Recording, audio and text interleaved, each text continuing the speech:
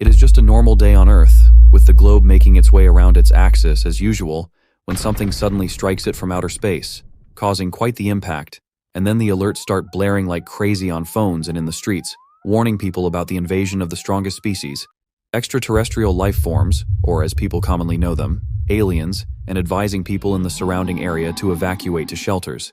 It keeps blaring and warning, and the people on the ground stop whatever they're doing and watch in fear as a mighty dragon-like alien reveals itself and starts terrorizing their city and causing mass destruction everywhere.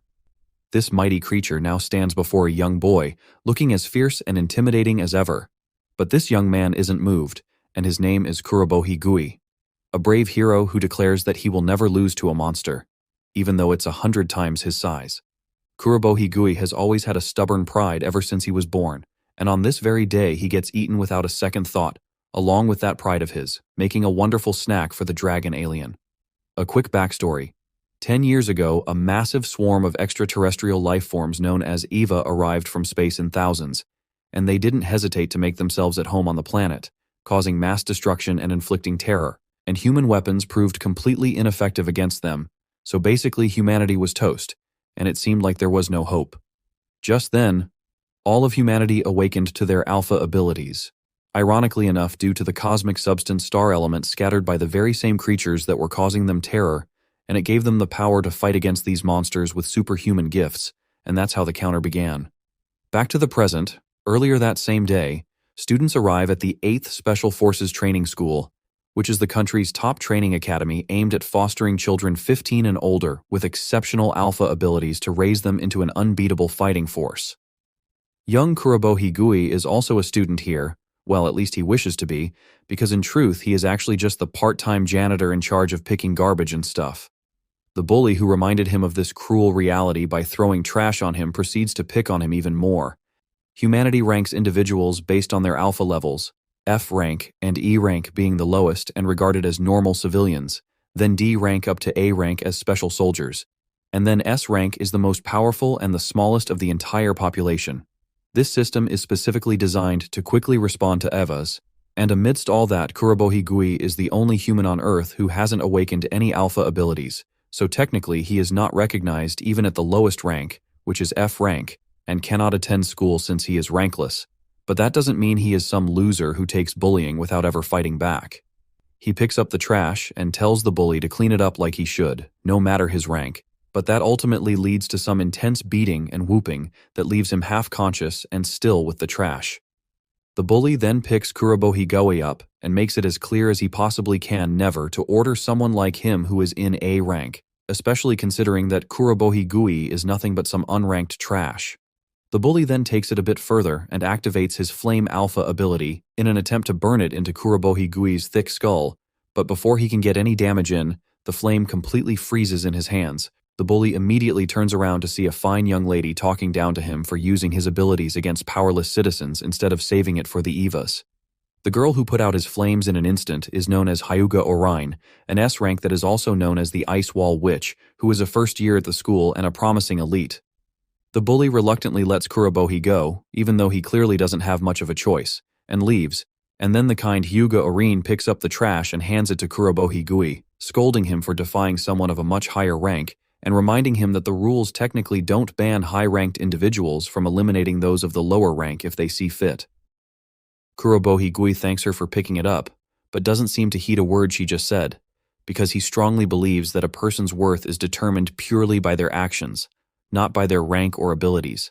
With a cheer that's not expected of someone who just had his behind handed to him by a bully, Kurobo-Higui goes off to continue his cleaning, and Hyuga Orion is left completely stunned at his attitude as she watches the boy go on his merry way. 8 years ago, Kurobo-Higui's mom found him crying again in the field, and he complained to her that everyone was making fun of him for not having an ability, so she assured him that it was okay to have no power, as a person's worth is not determined by what they have, but by what they do. And with the warmest smile, she tells him that all he has to do is find a way to be useful to someone, and that would be enough. It took a minute, but young Kurobo-Higui understood the assignment and promised to do as she said. Then after a while, his mom fell really ill and had to be hospitalized, and the doctor informed him that his poor mom's body couldn't withstand her own alpha ability, and there was no cure for it. Just then, he overheard some nurses gossiping about them and mocking them for not having abilities. He never understood what was so hot about abilities or ranks, and swore to never allow those petty things to define his or his mom's worth, because it can only be defined by what they do. Back to the present, Kurobohigui goes on a cleaning spree and diligently mops the floors, wipes the windows, and washes the toilet. And before noon, he has already finished a day's work, so he is pretty proud of himself. Everywhere is spotless, so he decides to continue with the pace and go clean the outside as well.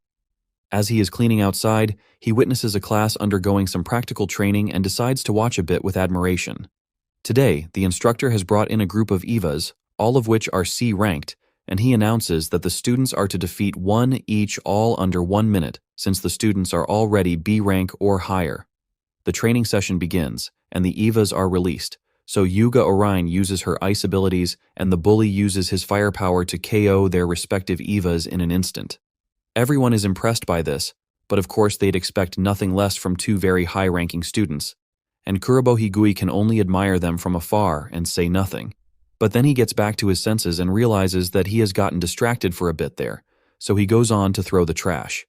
At that exact moment, the strongest species land on Earth from whatever planet they came from, causing a huge impact as they land. Then the alarms start going crazy, alerting folks around of an EVA attack happening extremely close to the school and ordering C-rank or higher folks to help intercept. The monster appears right next to Kurobohigui, and he can only stare in fear. Panic ensues as the strongest species approach the students of the school, making the once proud students run and scream for their mommy. The only one who doesn't immediately bolt in the opposite direction is Yuga Orion, who still believes that as top rankers they should at least stay and try to fight. But then one unfortunate student who is not so fast on his feet gets eaten and becomes a monster snack in an instant. That shatters what's left of Yuga Orion's courage, as she realizes that this EVA actually likes devouring humans.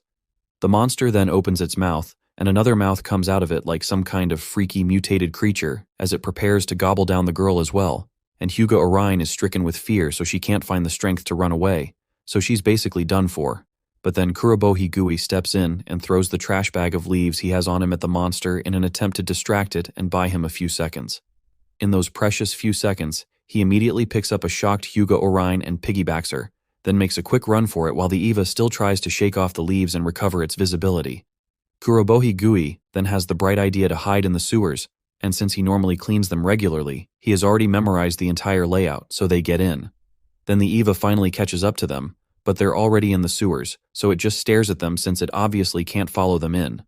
As Kurobohigui gives Yuga Orion a free piggyback ride inside the sewers in the race for their lives, she wonders why a lowly janitor would risk his life so much just for her, especially without any alpha abilities to speak of. But he reminds her of his life motto, which is the fact that you don't need an alpha ability to help people. You just need to do what you can do. She then warmly thanks him for saving her, although they're not out of the woods yet as they still need to go through these sewers and get to the shelter entrance. They pop out from the sewers just in front of the entrance to the emergency shelter like Kurobohigui had planned, and they make it just in time as the door is about to close since the building is full of people already. He begs the people to let him and Yuga Orion in, but the scumbag students in the shelter refuse his request, claiming that there isn't any space left for them since even the surrounding citizens had rushed in as well. Just then, one of the students recognizes Yuga Orion as the S-rank top student and orders that space be made for her no matter what, and this is a huge relief for Kurobohigui and Yuga Orion as they think they're both saved now. But then the students only mean that there's space for Yuga Orion, and they push Kurobohigui away. They recognize him as the rankless trash they saw around the school sometimes, and they don't have space for him because he is not a priority, as he will serve absolutely no use to them in the slightest. Yuga Orion immediately rushes to his defense and informs them that he saved her just now, and then proceeds to give up her spot if it means that he will have a chance to be saved as well. She then orders him to get in that shelter and uses her authority as a high-ranking individual to try and force him in. Just then, they feel the impact of the EVA getting near, which means that time has run out to make their decision. So the scumbags start closing the door to the shelter, and at the very last second, Kurobohigui makes a very brave decision and pushes Yuga Orion through the door. This shocks her, but he meant it when he said that one's alpha ability or ranking doesn't matter, only their actions. So now he's choosing to do the best he can, and even though he is this close to peeing his pants, He lets out a brave smile, but with fearful tears in his eyes, as he watches the only chance he has of surviving this situation slowly close shut before his very eyes. Now that his only shot out of this hell of a fate has sailed, Kurobohi Gui turns to face the consequences of his actions, which is to confront the terrifyingly huge EVA monster in front of him. And even though he is scared as hell, he is also brave enough to keep on standing his ground because he has just always been that stubborn ever since he was born. This time, his enemy is a monster that even the top rankers ran away from like scared rats, but he doesn't plan on going down without putting up a fight. He grabs a steel metal pipe and rushes straight for the EVA, because deep down he knows he doesn't have an alpha ability, but he can't lose his pride too. Before he can even finish that thought, the EVA easily gobbles him up, ending the battle in an instant before it even starts. As he is being torn apart and chewed like a tasty meat snack, he reckons that dying while saving people is not too bad of a way to sign out, especially for someone like himself. But in between the jaws of the beast, he realizes that all that crap he said was actually a huge lie. He realizes that in truth he had always wanted an alpha ability, and he hates being picked on and laughed at, and he really wanted to stick it to them. But it is all too late for that now. As he lays in the EVA's belly in pieces, all he can do is wallow in regret and tears and apologize to his mom for not being strong enough to have any real impact on the world like she wanted him to. Just then the system activates and reveals that the activation conditions for Kurobohi Gui's alpha ability, which is his death, have been met, so the apex predator black hole is activated and a literal black hole is formed.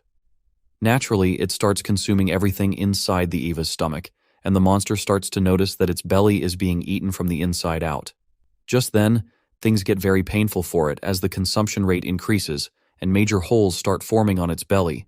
Then a big hole that is sucking it in from the inside out appears, and the consumption rate keeps increasing until it reaches 90% and has sucked in the once feared most powerful species like it was nothing. Once the consumption rate reaches 100%, it enters the decomposition and reconstitution phase, and a huge black ball forms. After a while, the ball cracks and splits open, releasing a lot of steam. Out of the steam comes a clothless Kurobohi Gui, completely stitched back together and healed, although his clothes didn't heal with him. He has absolutely no idea what just happened, because all he remembers is being eaten whole by the strongest species, and that bothers him, but what bothers him more is his angry stomach, because he is really hungry. The system then informs him that he has successfully consumed the strongest species EVA, and that he can now use its unique alpha ability, and then proceeds to ask him if he would like to use it. Kurobohi Gui sure is hungry, but before he can do anything about it, he faints and falls from the ball he was standing on, but then there's still a little bit of the black hole left on his palm, and it's still very much active. It swallows the big black ball that Kurobohi Gui was standing on, making it seem like there was nothing there in the first place. Kurobohi Gui wakes up to a ringing voice in his head, yelling at him to return its body, and once he opens his eyes, he is shocked to see the greatest species EVA just standing right in front of him, demanding that he return its body, and then it uses its tongue to kick him out. That's when Kurobohi Gui actually wakes up in the real world and in a hospital. He is first met with confusion, as apart from the strange dream he just had, being eaten alive is the last memory he has, so he is shocked to still be alive. Just then he notices the mini black hole on his hand, which only adds more to his already growing pile of questions. Then something shoots out of it like a rocket, a ghost-like creature that immediately starts yelling and yapping, demanding that he return its body. Kurobohi has no idea what he is looking at, and it really pisses the ghost thingy off that he doesn't recognize it, even though it still clearly has its markings, magnificent horns, and fangs that can tear through anything. It then proudly reveals that it is actually the strongest species, one of the many powerful aliens that invaded Earth, now in cute size. Remembering how terrifying the strongest species actually looked, Kurobohi Gui refuses to believe that the ghost plushie is really what it claims to be, so it points out that it still has the exact same patterns, which Kurobohi Gui admits are the same as the monsters, but he still can't bring himself to believe that it's the same creature. Sensing that he isn't really buying its story, the creature decides to bestow upon him the honor of knowing its actual name because the strongest species is kind of a mouthful, but then it realizes that it can't remember its name for some reason, which is quite strange. Just then, our MC truly wakes and chooses violence as he starts beating and strangling the creature, because if it is truly the strongest species like it's claiming to be, that would mean that it is responsible for all the chaos and all the students' lives that were lost that day, so he is going to start avenging them this very moment by making it pay with its life. But then the EVA ghost informs him that he has actually already devoured it, a memory that Kurobo obviously doesn't have. To prove it, the Eva ghost proceeds to inform him that his body is now actually made from its body, and now he reeks of Eva. It explains that it thought it devoured Kurobo back then, but it was the other way around, and he was actually the one who made a good snack of the greatest species, devouring it from the inside. This would explain why the once feared greatest species is now reduced to this cute ghost thingy that is shooting out from the black hole on his palm. And as a bonus, it can also understand human language. Kurobo is shocked to find out that his body is actually made from an EVAs, but the ghost plushie didn't stutter when it said it. Just then they hear a knock on the door, and the unlikely duo begin to panic as they know it would be bad if someone walks in on him talking to some creature sprouting from his hand, so he hides it behind his back. Hyuga Orion drops her book in shock when she walks in and sees her savior awake, and she breaks into tears of joy, grateful that he finally regained consciousness. He recognizes her as just a student from the academy, so she introduces herself, and our casual Kurobo immediately gets on a first-name basis with her, which surprises her. But more importantly, she reminds him of the recklessness he displayed on that day and starts nagging him about not following her orders, then warns him never to disobey her like that again. Kurobo doesn't get why she's so mad. After all, he was just doing all that he could do to help in a dire situation like that.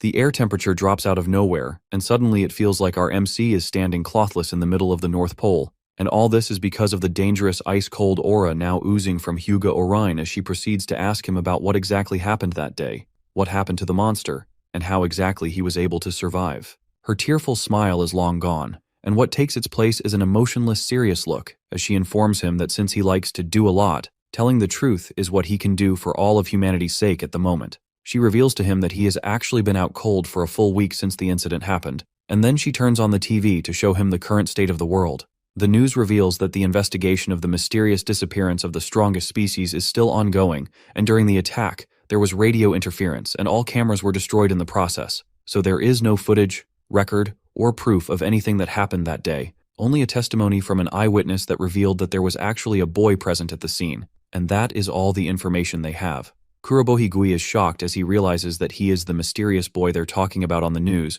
and Hyuga Orion confirms it, then demands that he tell her what exactly happened that day. The strongest species is an EVA, with the potential to toast all of humanity if it so pleases, so it has to be found at all costs. And for that reason, she came to question him personally as an S rank. She reminds him of the fact that she has the permission to use force if she has to, in an attempt to intimidate him. Kurobo starts to seriously consider his position in all this and admits that he doesn't remember all the details, but proceeds to start telling her all that he does know. Just before he can start his story, he hears the ringing voice of the strongest species in his head, warning him not to snitch and causing him a huge headache, so much so that Hyuga Orion has to ask if he's okay. The strongest species warns him that if he tells on them, the humans would eliminate him immediately, and he takes a minute to consider this new perspective, and actually agrees with the Eva, which brings it relief. But our righteous hero still doesn't believe in lying, so he yanks the creature out of hiding and exposes it to Hyuga Orion. Then he spills the beans, the entire pot in fact. He tells her about how he devoured the strongest species. Kurobo revealed everything that happened and even showed Hyuga Orion proof by exposing the strongest species Eva that is stuck to his hand, and she is shocked, but not because of his revelation. In fact, quite the opposite. She is surprised because he made all that noise, but she can't see anything on his arm that's out of the ordinary, and it is then that he realizes that other people can't see the Eva or the mark on his arm, and they can't hear its voice either. Hyuga Orion still wants her answers though, and she's ready to use all means necessary to get them from him, and just at that moment, an Eva starts hovering over the building right outside, and the greatest species notices it immediately. Hyuga Orion is still nagging him for answers Kurobo already gave her, and his Eva ghost tells him to get out of the room as soon as possible, which confuses him, but there's not enough time for a proper explanation. Just then, the Eva monster breaks into the room, so it's a little late for that idea, and it totally catches them off guard. Hyuga Orion immediately takes action and uses her ice powers to create a shield to block them from an incoming physical attack from the monster, and they are frightened to see that an Eva had suddenly confronted them out of nowhere and unprovoked. Kurobo can't figure out what it's doing here or why it came, and the strongest species keeps yelling at him to get out of the building as soon as possible because the Eva they're dealing with is way stronger than Miss S rank over there. It explains that the Eva must have caught a whiff of its scent and came rushing over, which doesn't really explain the situation at all. So the plushie reveals that it has beaten most of the Evas that are on this planet before it even came here, and now that one of them has noticed that it is in a weakened state, It has come to have its revenge and devour the strongest species, which is basically our MC, since he technically now has the body of the strongest species. It is now that Kurobo realizes how deep in trouble they actually are, and the pressure the EVA puts on Hyuga Orin's ice shield increases, cracking it, which shocks her because this ability can normally withstand the attacks of S-rank EVAs, but this one is obviously beyond that level, so it breaks through her shield quite easily.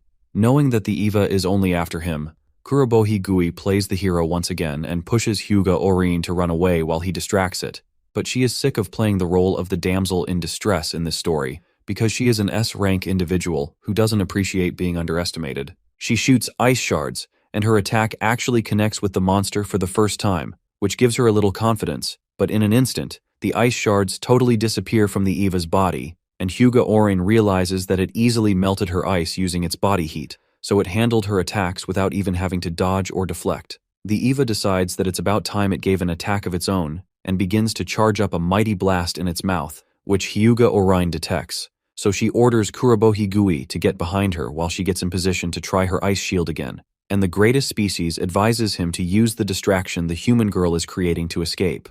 But of course, our MC has other plans and goes off to do his own thing. He shoulder slams the monster to draw its attention, quite a stone's throw from what the girl and the EVA ghost told him to do, and Hyuga Orin reminds him that he doesn't have an alpha ability, but Kurobo tells her that he is only doing what he can. If this big overgrown bird really wants a piece of him that badly, then who is he to deny it the honor of being its opponent? Kurobo sounds really confident, but just like before, it is all bark and no bite, as he doesn't really know what to do next now that he has drawn its attention. But then he spots a tree outside and figures that if he can jump over there, then he can draw the EVA monster away from any people. The strongest species informs him that there's no way he can make that jump because that tree is hundreds of meters away from the building, and Kurobo is well aware of this, but he doesn't really have much of a choice now because it's a do-or-die situation. So he grips his knuckles, uses all his strength, and leaps off the window, and he doesn't just jump. In fact, he soars through the air and realizes that he is actually flying, not falling. One moment he is in the hospital room, the next he is hundreds of feet in the air, which feels incredible at the moment, but he has no idea how to get down, and as if that thought suddenly turned off the flight switch, he immediately starts falling down quickly. As the ground draws nearer, the greatest species tells him to shut his whining and focus on his landing instead, and he does just that and manages to land with his 2 feet, creating a huge impact. A fall like that should, on normal occasions, hurt like hell, but he oddly feels perfectly fine. Kurobo cannot understand why he is without even a scratch, even though he literally fell from the sky. So the greatest species informs him that it lent him its power, which would explain the superhuman athleticism he just displayed. Just then, the EVA monster catches up to them, which reminds them of why they jumped out of the building in the first place, to draw it away from people. They immediately make a run from it, but the EVA monster is hot on their trail and not giving them a chance to escape. The greatest species then tells Kurobo to hand over his body to it if he really wants to defeat that thing. The EVA monster is about to make everyone here its breakfast and obliterate everything else in sight. So if Kurobo doesn't want that to happen, he has to decide whether to trust the greatest species with his body, and the thing has one heck of a sinister look on its face. The EVA monster is chasing Kurobo down, and he has to decide whether to trust another monster with his body, or allow everybody around him to meet a sudden end. He wants to know what exactly the monster ghost means by this, and it tells him that it is exactly what he thinks it means.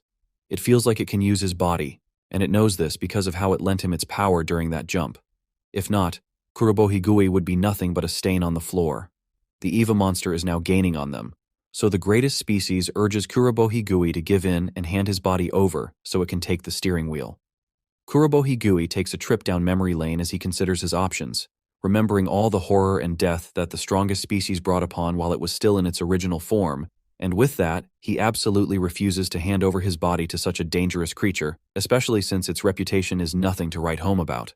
The EVA monster then fires a flame blast attack that Kurobo manages to dodge but only by a hair, and the greatest species reveals that the EVA monster is well aware that Kurobo is actually the greatest species' body, and that the level of flame it's attacking them with isn't nearly enough to completely eliminate the greatest species.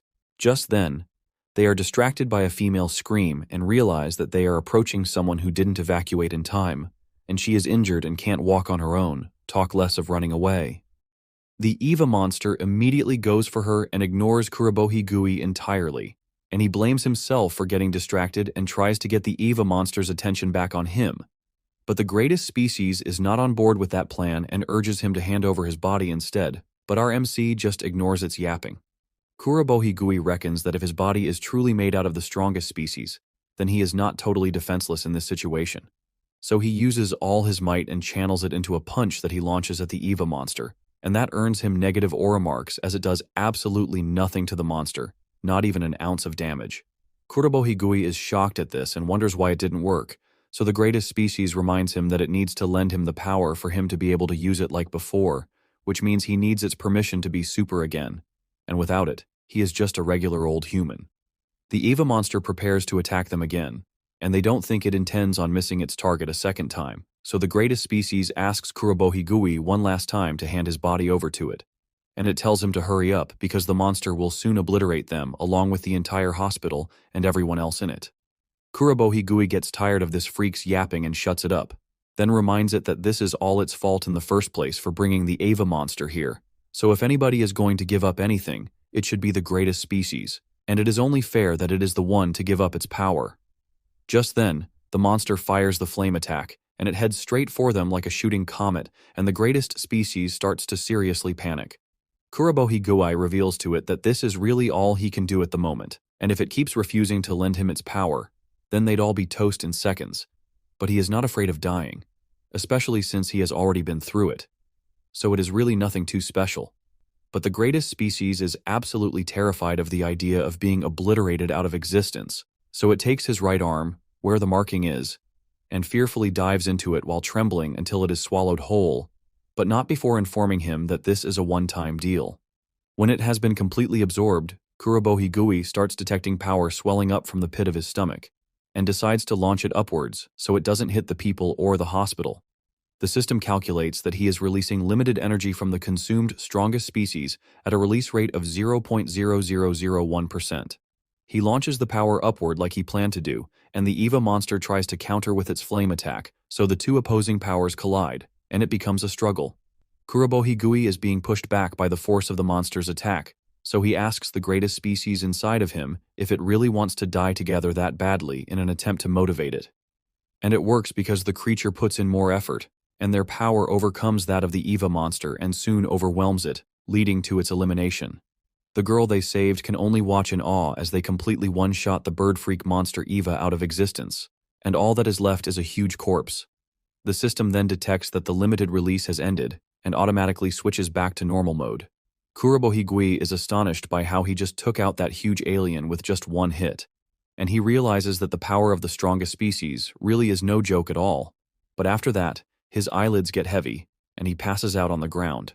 It is then that Hyuga Orion arrives at the scene to help Kurobohigui, but she's quite late to the party as the battle has already ended. Then she spots him lying unconsciously next to the corpse of the giant EVA monster that even she couldn't handle and nearly toasted the both of them. She cannot even understand what is actually going on anymore and cannot bring herself to believe that the boy who is peacefully catching some Z's is the one responsible for all this. Once again, Kurobohi wakes up in a strange place, very different from the location where he fell unconscious, and this time he is sitting in a weird building that has an oddly nice smell, but it's not coming from the building, but from the fine tea that a majestic gentleman is pouring out for him to drink as they get started with their conversation. Kurobohigui has no idea where he is or who the nice gentleman serving him some nice-smelling tea is either, so the man apologizes for not explaining himself earlier. He explains that Kurobohigui was in critical condition after defeating the alien life form that attacked the hospital, so they took him into their care. He then reveals that they are currently at the Hachi School's underground training facility, which also serves as a shelter for VIPs during EVA attacks, and it boasts humanity's strongest infrastructure, being able to withstand attacks from both inside and outside. He finally introduces himself as Niseki Ryogen, an S-ranker, the commander of the 8 Special Forces, and the principal of the 8 Special Forces Training School. Kurobohigui immediately recognizes the man, as he remembers that he is the one who defeated the first strongest species that attacked the country 8 years ago, the one who holds the title of the country's strongest special soldier. Niseki Ryogen also adds that he is technically Kurobohigui's boss at the high school, where he works as a janitor, so he advises him not to address him so casually. The EVA Ghost, on the other hand, recognizes that this Niseki Ryogen dude is no joke and reckons that it should lay low for the time being, knowing that it doesn't stand a chance against him as it is now. Kurobohi Gui then asks why they are in such a high-class underground facility, and taking a look around for the first time since he woke, he sees that Hyuga Orin is also at the table and is glad and grateful that she is okay. She's also happy that he is fine, but she looks a whole lot more nervous than anyone else in the room.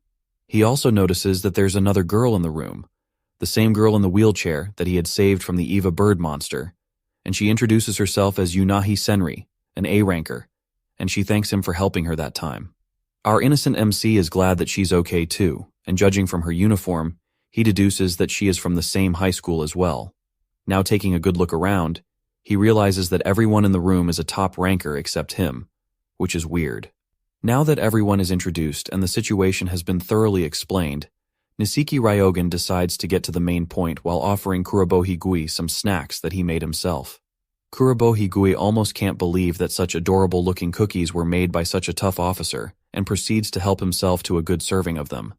Niseki Ryogen then goes straight to the point and reveals that he is well aware that Kurobohi Gui devoured the strongest species and can now use its element, which makes him almost choke on his tea.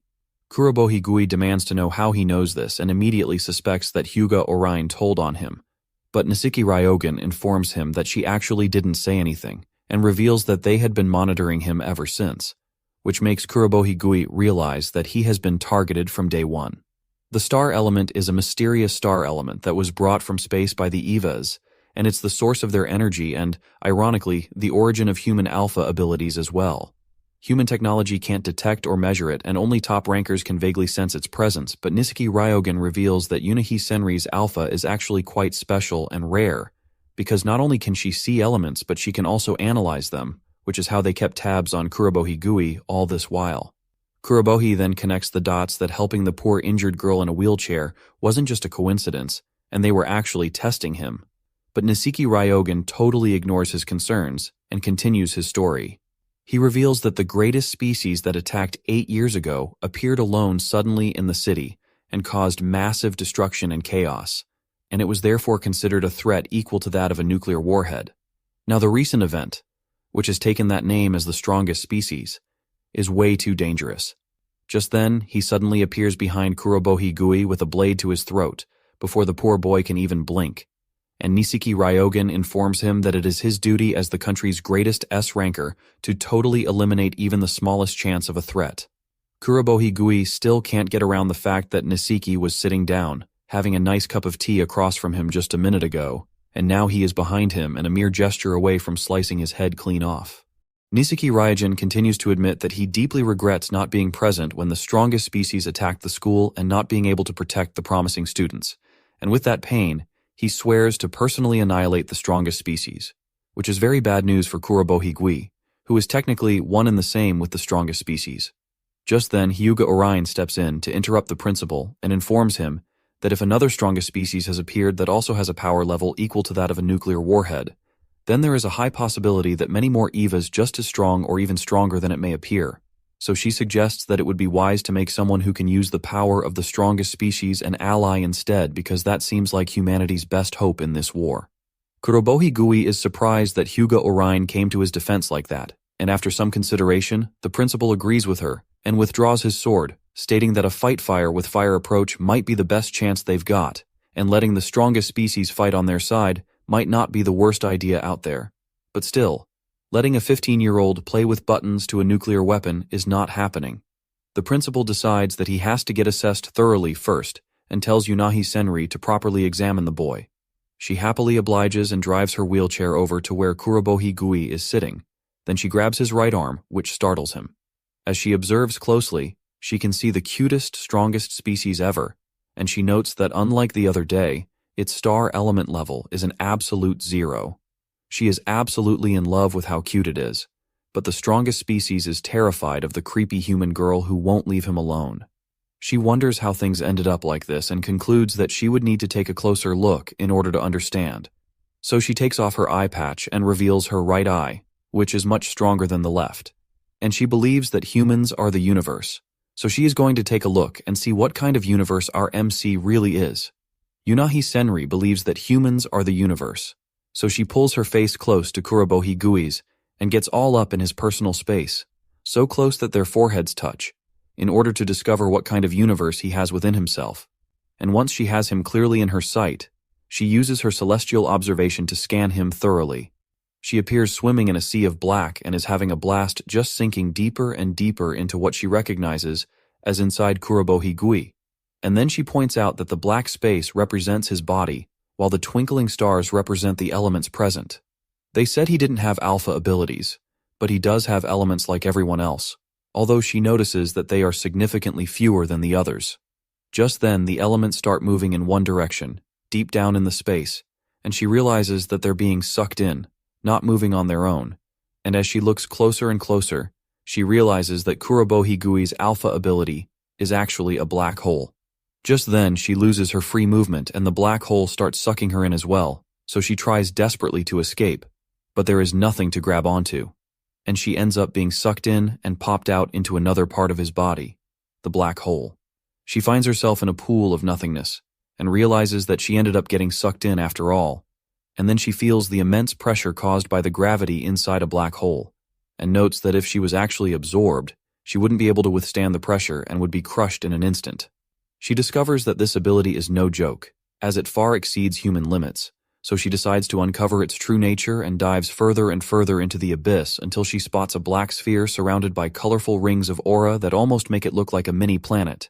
And upon closer inspection, she sees the strongest species in its true form, and once it notices her, it raises its guard and proceeds to attack her, possibly swallowing her whole, to the terror of the poor girl. Yunahi Senri immediately cancels the celestial observation in fear, and she looks traumatized by the entire experience and grateful to be alive.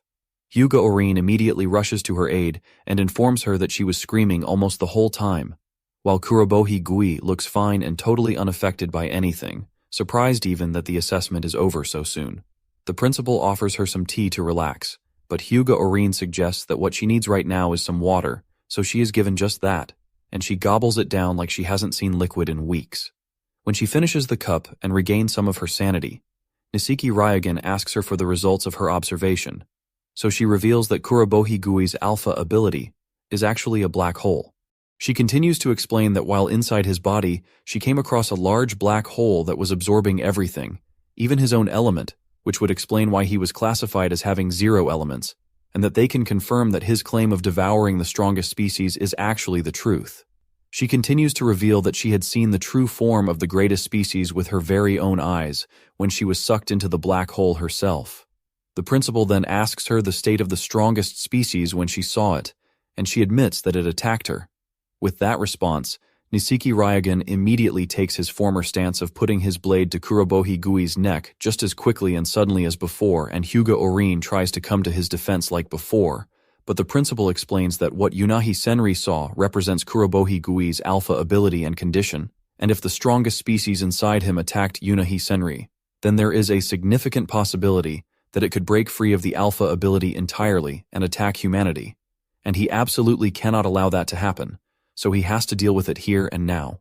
The strongest species informs Kurobohi Gui of the obvious fact that they're about to get slain by the hands of Nisiki Ryogen and immediately agrees to lend him its ability to take him down before he takes them out.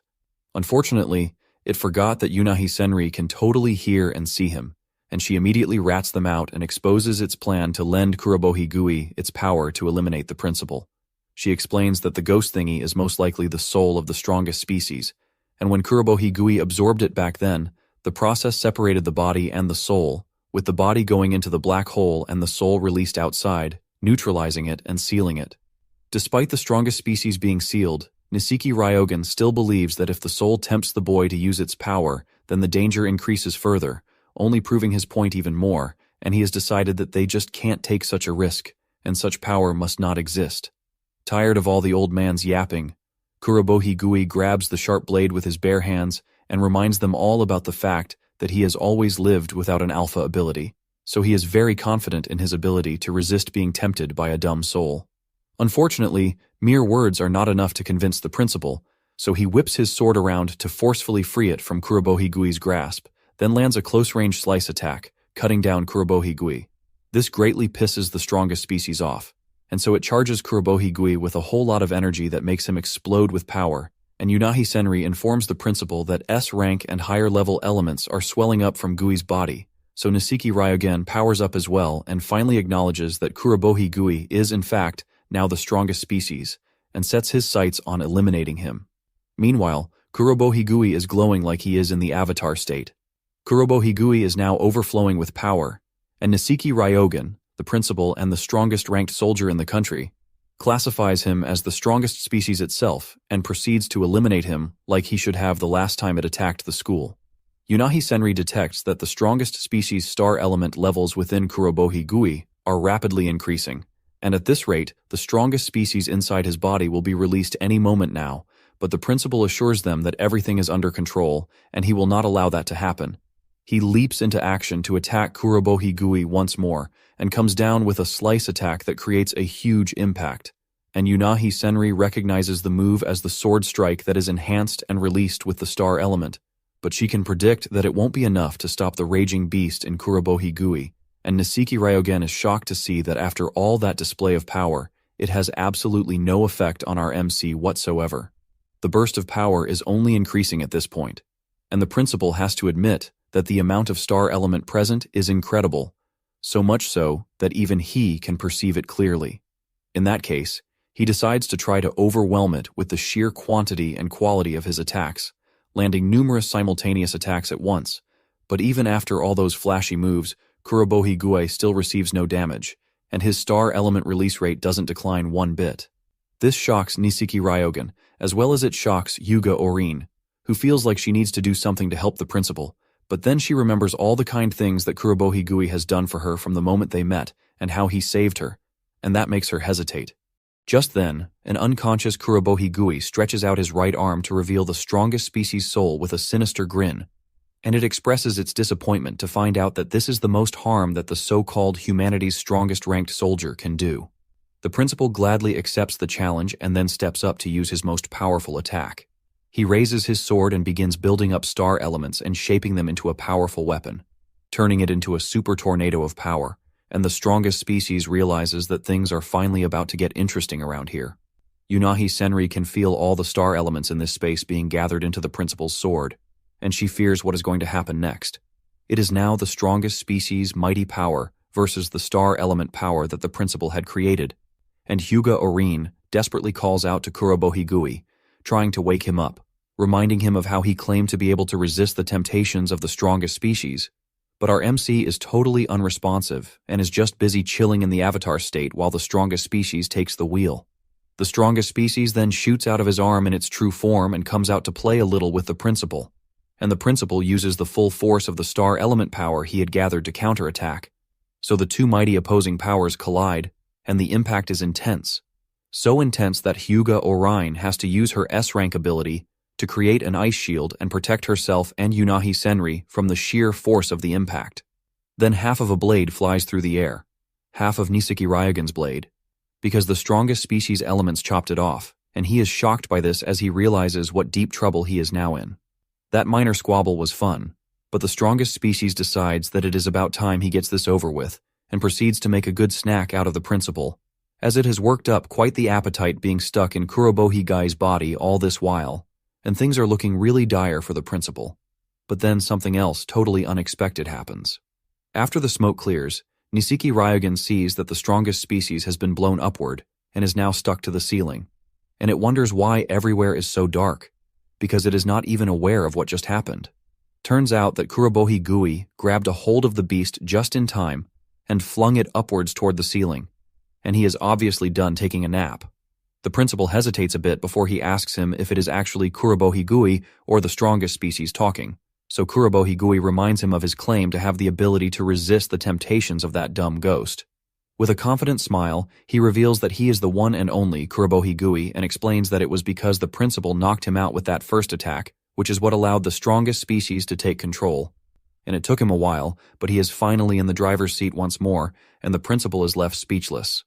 After obviously proving that he is the real deal and explaining why the strongest species was able to take over his body, Kurobohi-gui then proceeds to drag the strongest species from the ceiling and scolds it for attacking people again, then threatens to devour it a second time, and to the strongest species ghost. This is one heck of a terrifying strength, because it can see nothing but pure darkness in the boy's eyes, filled with pure terror. And then it remembers the terror from the last time it was eaten whole from the inside out by this same kid. So it immediately starts apologizing and promises to go back and never try such terrible things ever again. It does like it promised, and returns to the mark on Kurobo Higui's palm, and he is secretly relieved that it went back on its own. Because apart from all that big talk he just threatened it with, he actually doesn't know how to use his so-called alpha ability called Black Hole. Yunahi Senri cannot detect any star element from Kurobo Higui anymore, and officially announces that he has reverted back to being a plain old unranked nobody again. The principal grins, then lets out a big laugh, impressed with Kurobo Higui's reaction to the situation. From a critical unconscious state to releasing the strongest species, and yet he didn't once harm anybody and successfully sealed the strongest species back inside his body. The principal is impressed with how he passed the test with flying colors. Then he extends his arm and officially offers him a special admission into the school as the principal. Kurobo Higui still can't wrap his head around what is actually going on and begs for an explanation. So the principal reveals that this was actually all a test. In truth, the principal informs him that if there's a possibility that the strongest species will invade again in the future, humanity will also want a power equal to the strongest species to give them a fighting chance. But he has to make sure that that power could be safely kept under their control, which is why they had to test him to see if he could dominate the strongest species and prove to them that he can get back in control. First it was at the hospital, and now this, and our MC is really getting sick of being tested left and right without his permission. Then there's this very random admission into the Hachi High School. For someone like him, who has no abilities whatsoever, to attend a school that was designed for only top rankers to get into, is really starting to look like another test again. The principal then asks him if he wants to decline, but that is far from it. In fact, Kurobo Higui is more fired up than ever to do what he can to help the people around him, and if that entails enrolling in a top high school such as Hachi, then so be it. Even though he doesn't have abilities, he swears to do what he can to help the students, even if it's to keep cleaning like he was doing before, and if he ever regains his power back, he will still do what he can to help people. The principal is liking his attitude and officially welcomes him into the school, then proceeds to treat his wounds with his alpha ability, apologizing for hurting him earlier. But to his shock, he discovers that deep blade wounds have almost completely healed, and treatment would not be necessary after all. This reminds the principal that Kurobo Higui's body is made of the flesh of the strongest species, making it quite the dangerous specimen.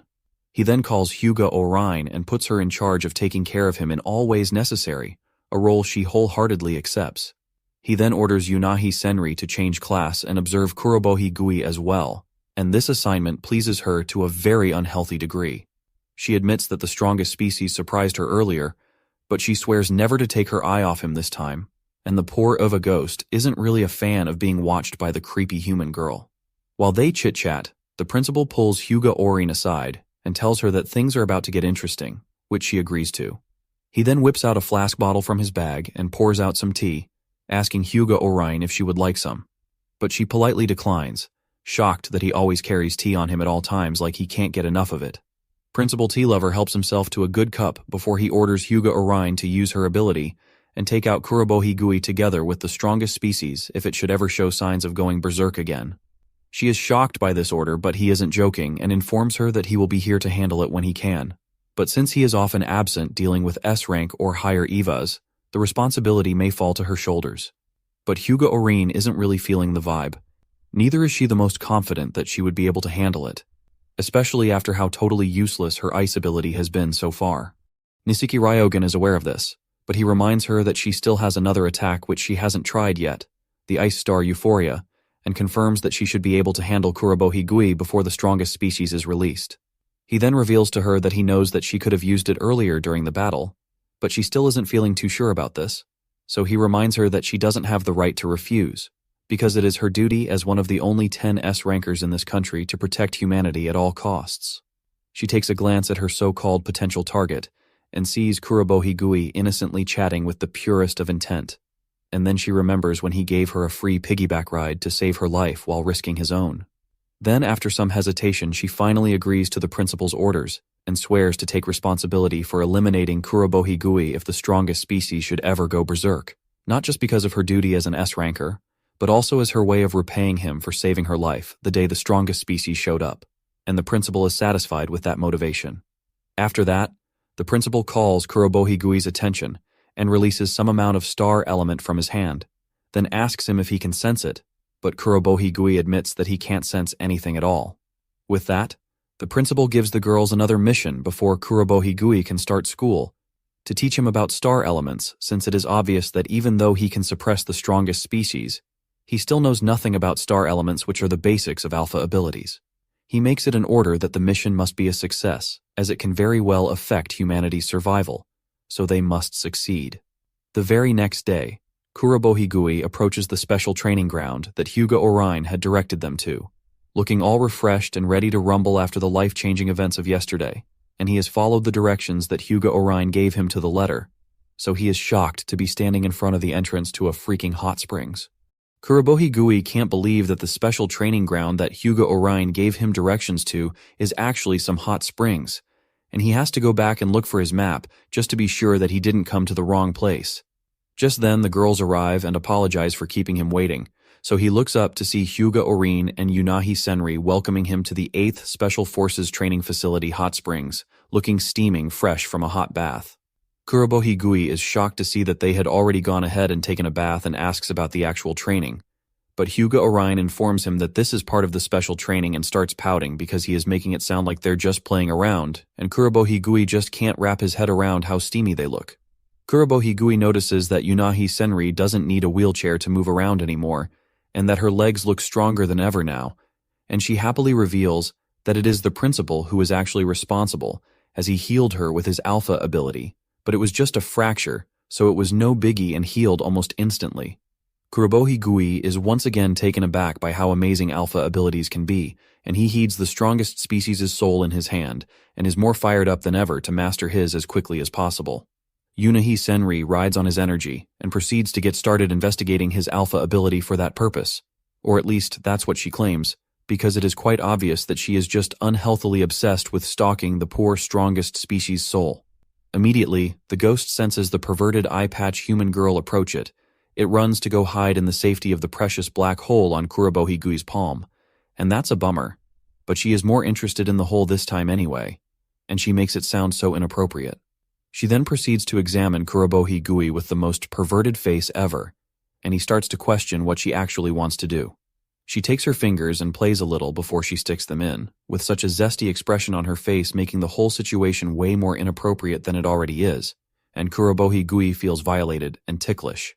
She starts making it even weirder and suggests that Hyuga Orion give it a try as well, and Kurobohigui doesn't like the idea of his body being used like some sort of toy, but then Hyuga Orion actually wants to give it a try too and starts acting inappropriate, which shocks and frightens Kurobohigui a lot. Just then, the strongest species finds Yunahi Senri's fingers in the black hole and bites them out of annoyance, chasing her away and warning her not to do such gross things in its home. She is bummed that the cute ghost got angry and cut her playtime short, but the time she spent in there is enough as she has already confirmed her hypothesis. She then asks our MC if he felt anything when she put her fingers in the black hole, and he admits that he didn't except for a little tickle.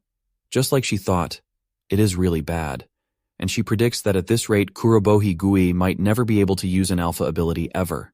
This terrible news shocks him and he is disheartened, but the strongest species ghost plushie is over there giggling as it believes that this is a good thing. He doesn't understand what she means by this, so Yunahi Senri explains further, revealing that when she put her fingers in, she was actually releasing star elements, and the fact that he wasn't able to feel any at all is a very critical sign, just like the principal deduced the day before.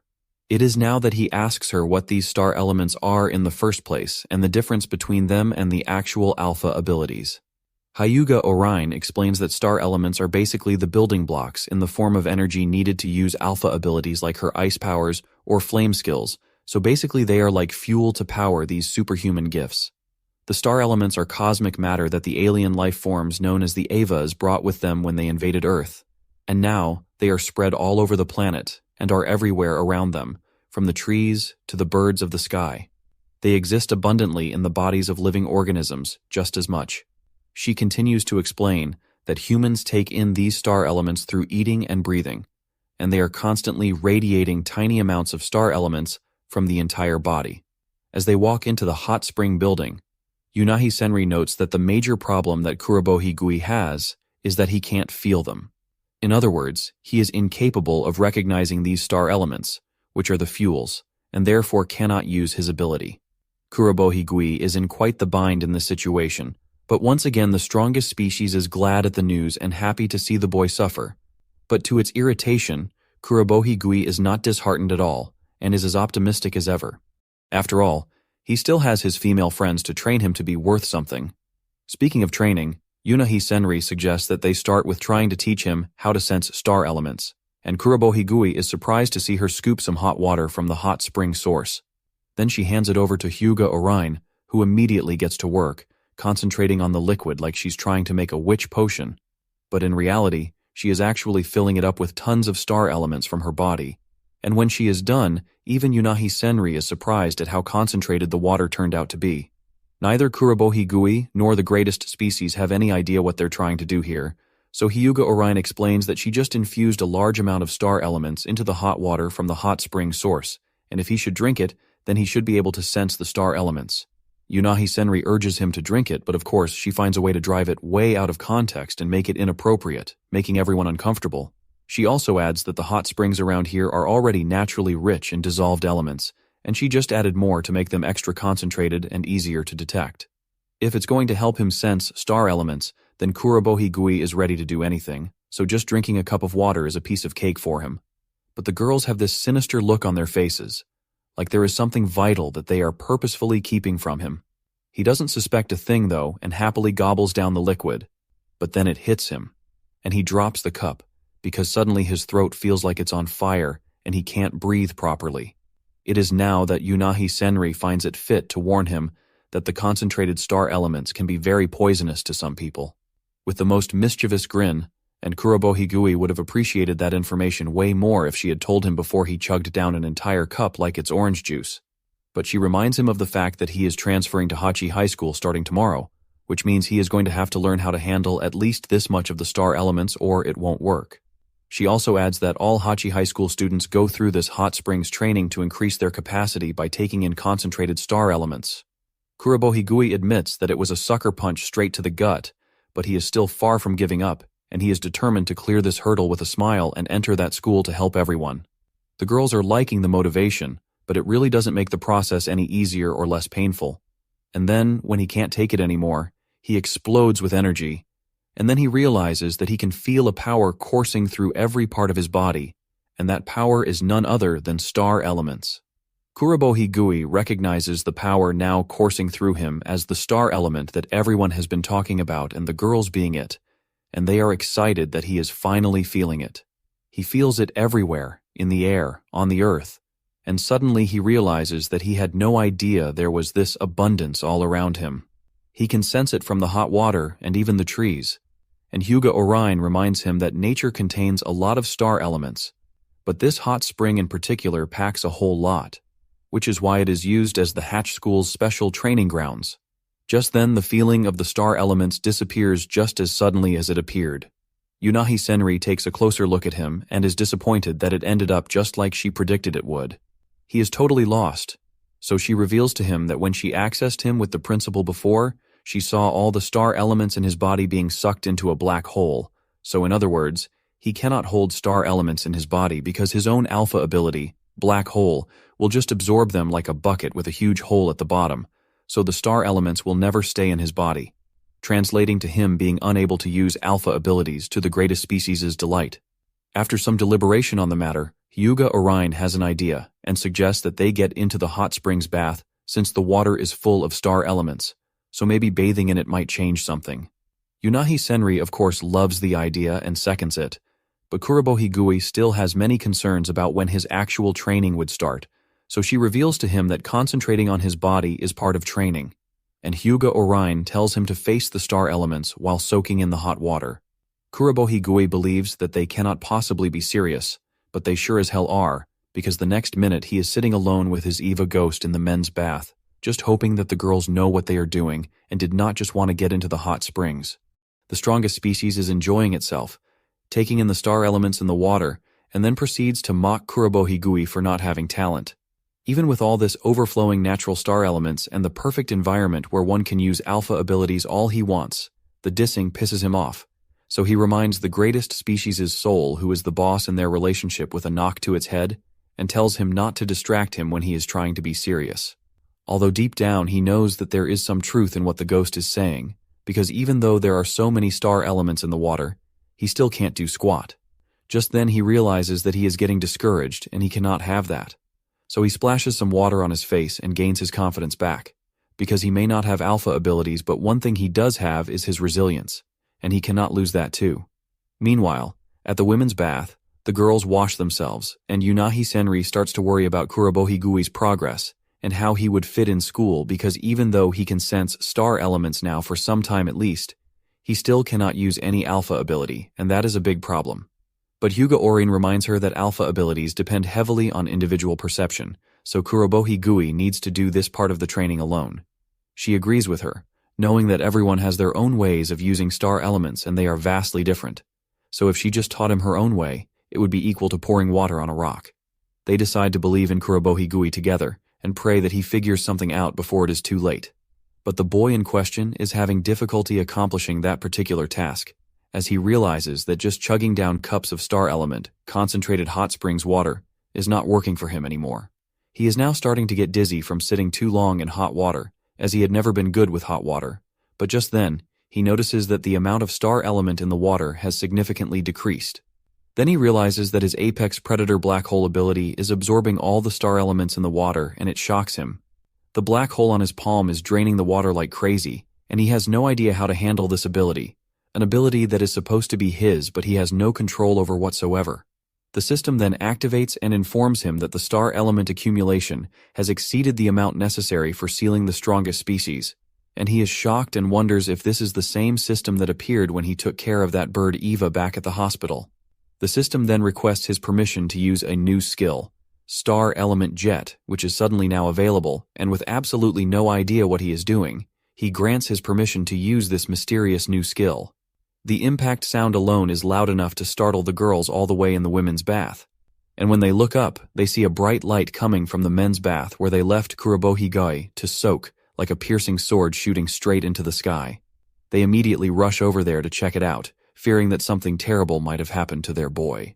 They arrive at the scene to find Kurobohi Gui clothless, but perfectly fine, and he apologizes for startling them, then explains to them how he was in the bath when a window appeared asking him for permission to use an alpha ability. And of course, he went ahead and agreed to it without checking first what it would do or how it would react. This new development shocks the girls and completely leaves them stunned, so much so that they forget that Kurobohi Gui is not putting on any clothes at all. The sun slowly creeps over the horizon in the morning as Kuroboshi makes his way to Hachi Academy, his steps light and bouncy, as if the world has finally had mercy on him. The Academy's new uniform is cool and crisp against his skin, and though it appears bland, it somehow carries an air of pride and duty, like he's just been promoted from background extra to something that matters. Striding beside him is the alpha of species, calmer now, but still radiating that wild thing quality that discomfits anyone. Kuroboshi has adapted to it though, or at least gotten to the point where he doesn't jump every 5 seconds anymore. The academy courtyard is alive with chatter, students rushing past with laughter and discussion that bounce off the walls. And just as he's stepping ahead another step, 2 voices holler out behind him. Senri and Orin are coming up behind him, their instructor jackets waving loosely in the morning breeze. They wear matching clothes, but in a way of their own, for teachers are supposed to bend too. They greet him sincerely, their smiles unfake, their expressions beaming with pride as if watching him finally find himself in something that is worth being taught. Senri, of course, doesn't need long to remind him of yesterday at the hot spring, that time when glory and nudity became the best of friends. She's needling him now regarding his body, calling it scrawny and unimpressive in a tone far too calm for one's own good. Kuroboshi tightens, his face flushing in time to create electricity as the strongest kind of species that surrounds him breaks into laughter, clearly enjoying his discomfort. Once the teasing dies down, Senri shifts into a higher gear and asks about Jet, the new power that he used in the disastrous spring fiasco. Her expression becomes questioning, even serious, as she wonders if he can access it anymore. Kuroboshi rubs his head awkwardly and admits that he hasn't managed to.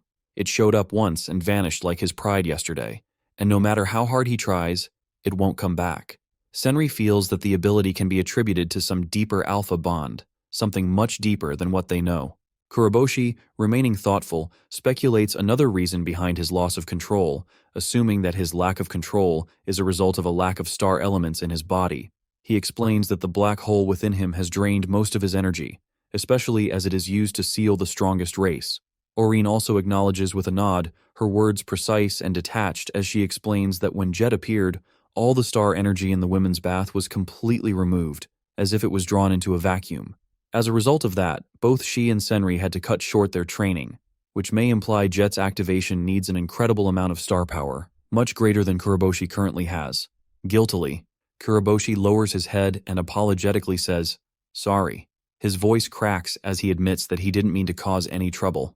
Orion blinks with surprise at his humility, before she chuckles softly and waves it off, saying that she was only joking.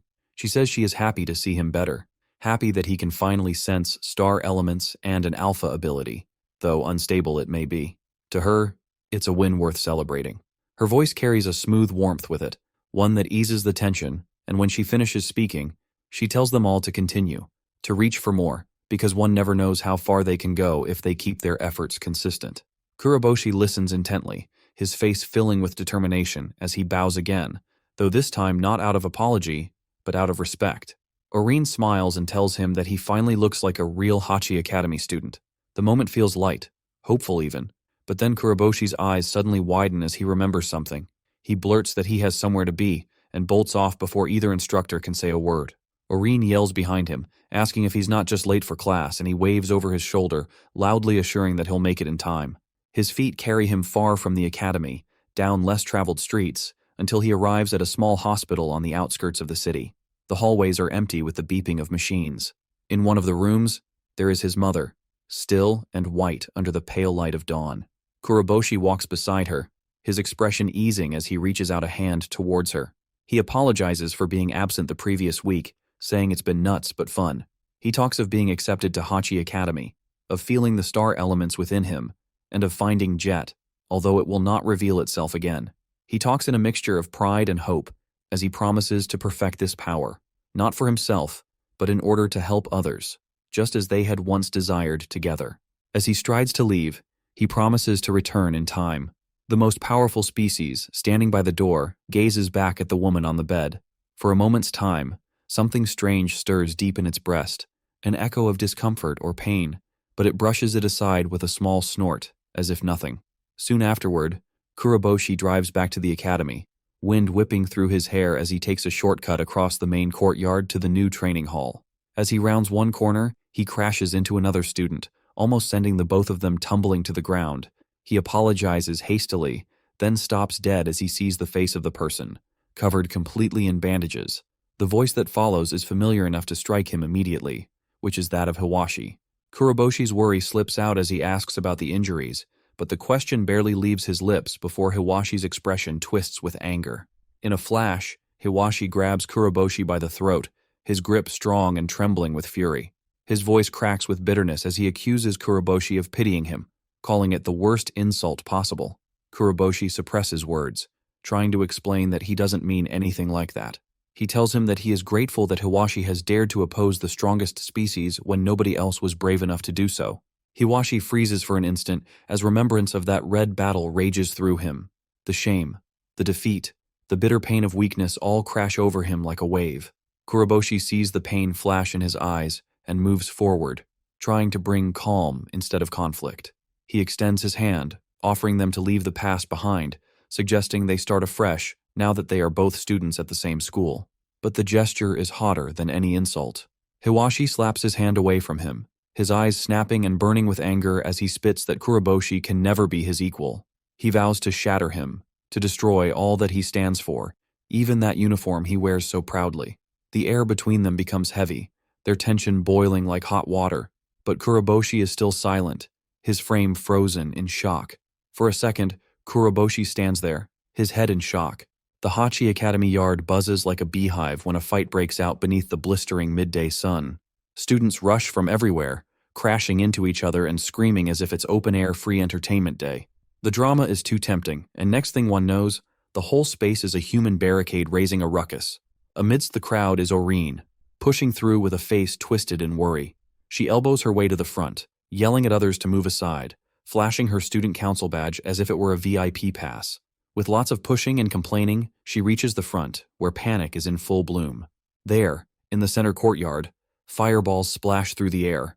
Hiwashi, another of the A-class battle kings, flings them around like they're in a game, one after another exploding across the air with deadly accuracy. His opponent, however, is woefully out of place. Kuroboshi, clothed in the uniform of one who cleans classrooms rather than fights in them, is running for his life. He dodges behind pillars, crawls across the floor, and just barely avoids each burning explosion. The audience gasps and coos whenever he is about to get roasted. Orin's instincts are yelling at her to stop it, but before she can, Senri floats over to her side, laughing like she's watching a comedy club special. She tells Orin to chill and just ride it out because it's clearly getting good. Orin frowns at her, explaining that Hiwashi has so much more rank and experience than Kuroboshi, that this is bullying, not a match. Senri merely shrugs and states that if Kuroboshi wants so badly to come to Hachi Academy, he'll have to show that he's not weak. She's conversational, but her gaze is fixed on the fight, obviously entertained. Below in the arena, Hiwashi sends forth another fireball, larger and hotter than its predecessor. The flames light the courtyard in a tiny sunset, and the onlookers step back from the heat. Kuroboshi jumps aside again, his face streaked with sweat and ash. Hiwashi laughs energetically, calling him a coward, his voice so powerful that it bounces off the school walls. The chest of Kuroboshi lifts as he gasps for breath. He knows he can't keep dodging forever. His jet power remains trapped, and his body feels too weak to utilize it even if he were able. Panic takes hold, but then he sees the strange mark on his palm, a tiny whirling hole, black and faintly pulsating. For a moment he just stares, and hope flickers deep inside him.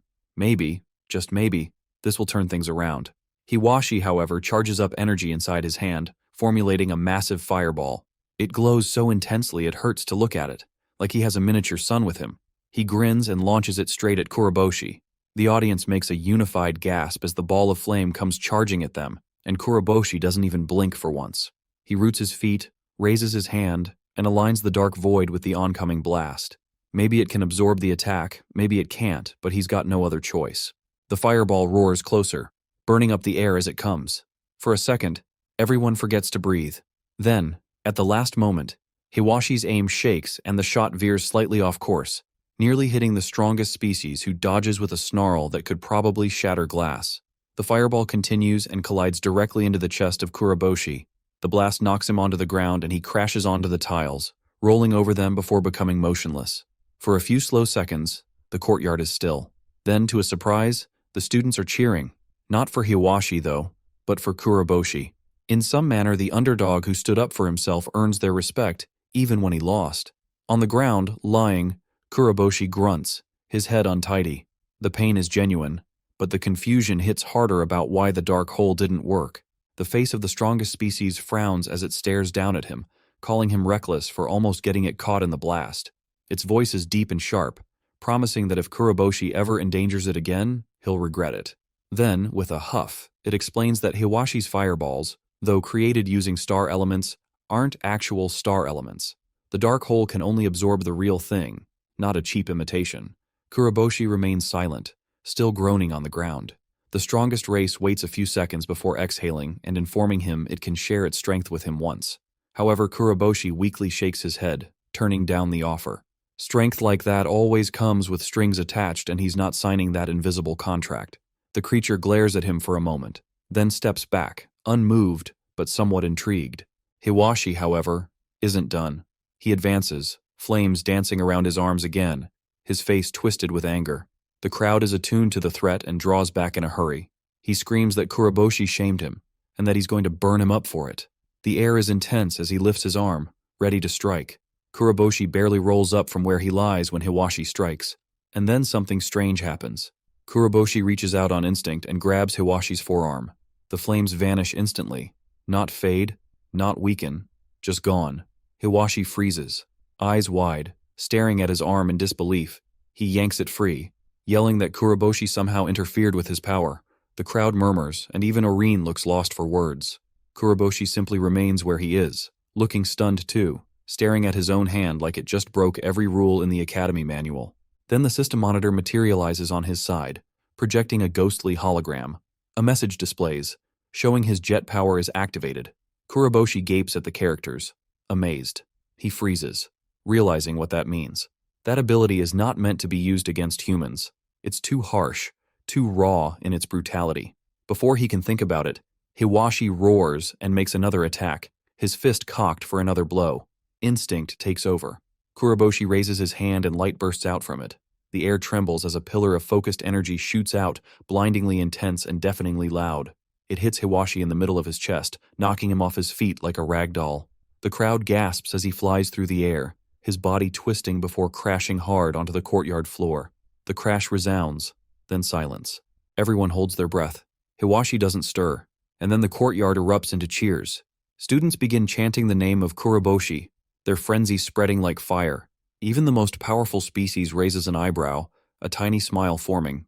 Orine breathes easier, and Senri, being the chaos enthusiast, claps her hands as if she's just seen the season finale of her favorite drama.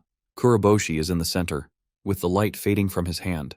He looks around, and people chanting his name echo in his ears, but his expression does not change as something about this feels off.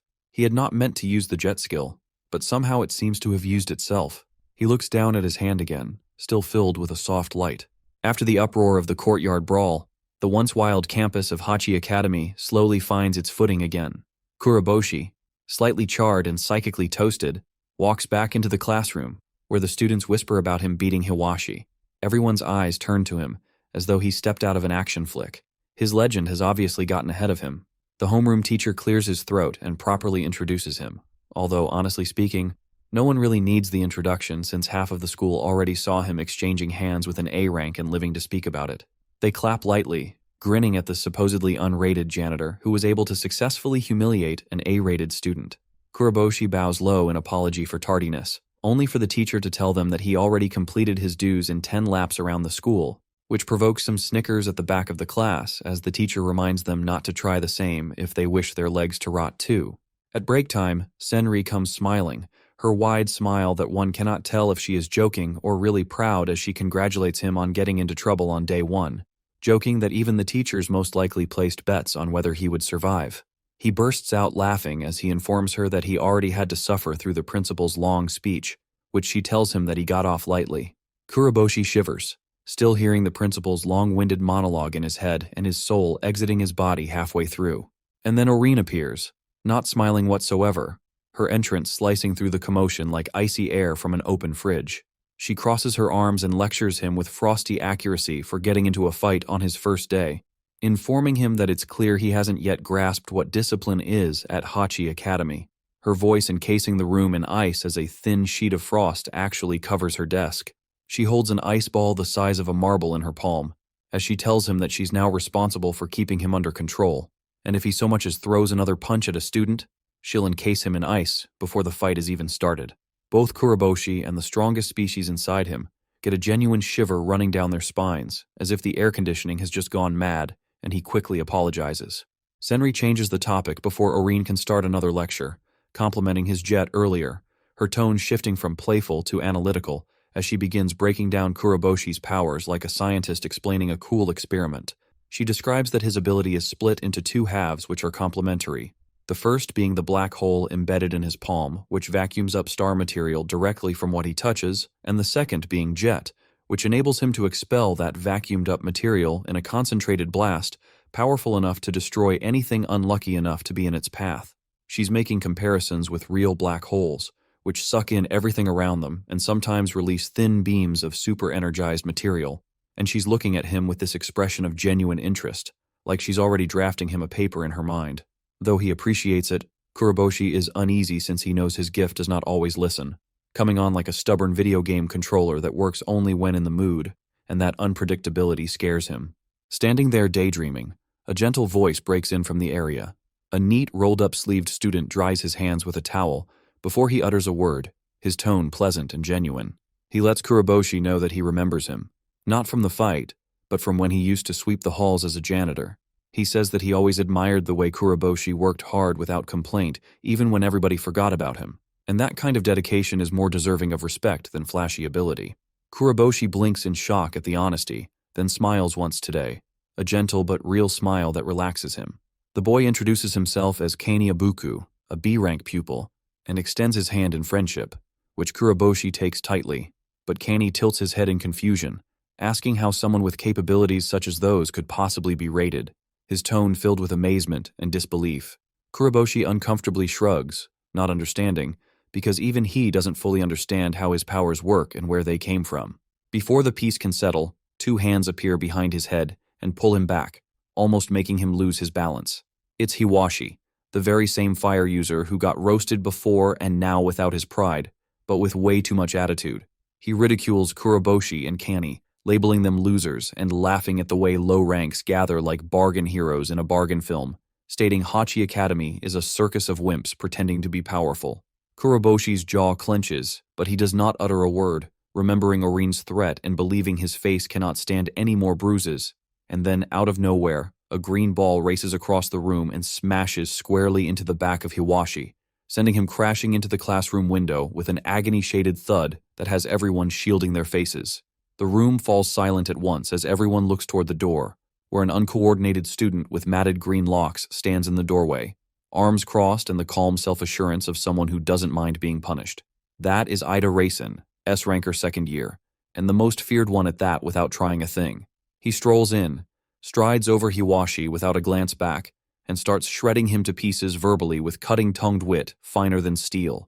He mocks Hiwashi for losing to an unranked newbie, reminding him that his reckless attempt to attack the strongest species ended with his entire team getting wiped out, calling him a walking embarrassment who single-handedly lowered the school's credibility.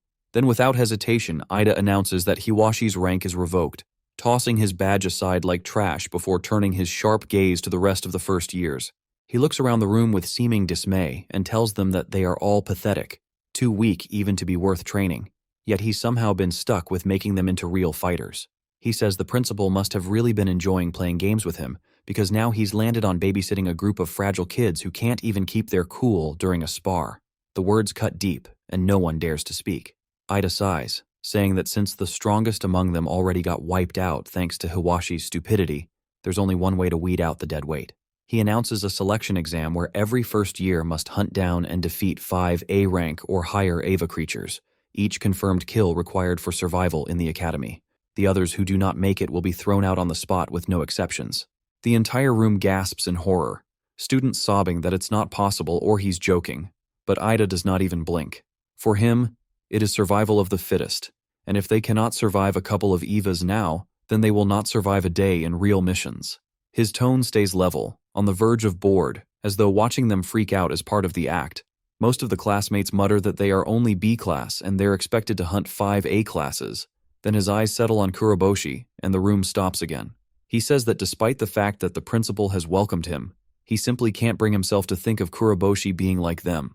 He declares the boy suspicious, observing how he has appeared at the exact locations where the strongest of species have vanished and lived through something that should have killed him outright.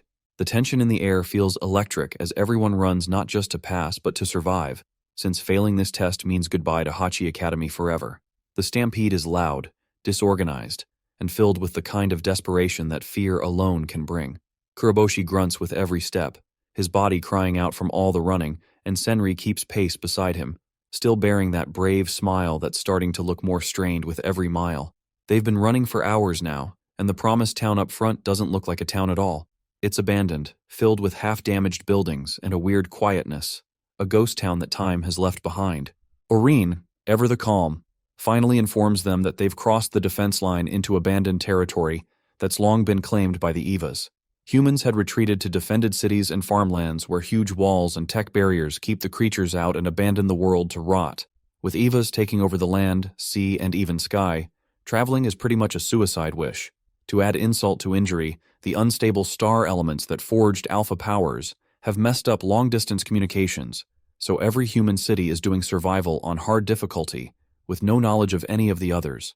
Kuroboshi is quiet as he listens, breathless, remembering the stories told by the media of the humans' victorious counterattack against the EVAs, of how humans supposedly awakened to alpha abilities and started pushing the monsters back. But Senri, bursting the bubble as always with her ruthless honesty, says that most of those stories are lies. Very few people woke up, and fewer than that could fight. The rest of humanity just hid behind walls and hoped the frontliners didn't die too quickly. Kuroboshi is stopped from reacting by Ida's voice slicing through the air like thunder. ordering the students to stop slacking off. There is just enough pressure in his voice to have all their legs move faster by reflex, and he points ahead where the mountain appears behind a thick forest. He informs them that if they wish to have so much as a future, they do well to run for their lives, which, unfortunately, isn't much of an exaggeration. Adrenaline and terror mix like bad coffee as the party takes off in a group, each one set on proving themselves not dead weight. But Kuroboshi can't shake the echo of Ida's earlier warning to beware. That name is a rope around his neck, and deep down he knows that if anyone finds out the truth about his relationship with the strongest species, he'll be considered a threat instead of a student. He is snapped out of his daydream in time to see Senri and Orin far in front, so he clenches his fists and wills his legs to move faster as he refuses to fall back. Finally, they reach the base of the forest where the mountain towers above them like some sleeping beast, its slopes covered in mist rising high into the clouds. Kuroboshi doubles up, gasping, his lungs burning as if they're about to fail him. He can't get his breath back before Orin appears beside him like a ghost, her cold presence making his skin fidget even though this time she's not angry. Instead, she compliments him, saying it's amazing he kept up as well as he did, considering he hasn't received formal training in the art of combat. Kuroboshi straightens with a tired smile, saying, stamina is the only thing he can rely on since he's been training in secret every day. Orin nods in approval, and for a second it's almost a feeling of respect instead of constant frostbite vibes between them. Then Ida steps forward, his piercing eyes raking over all of them with the same mixture of disappointment and authority that makes people forget to breathe. He orders the group to gather as the selection exam starts in earnest. His explanation is brutal and terrifying. All students are to go into the mountain forest and hunt at least 5 A-class EVAs. Failing to do this when they return will mean immediate expulsion. No second chances, no mercy. The announcement drops like a bomb, and panic sets in at once.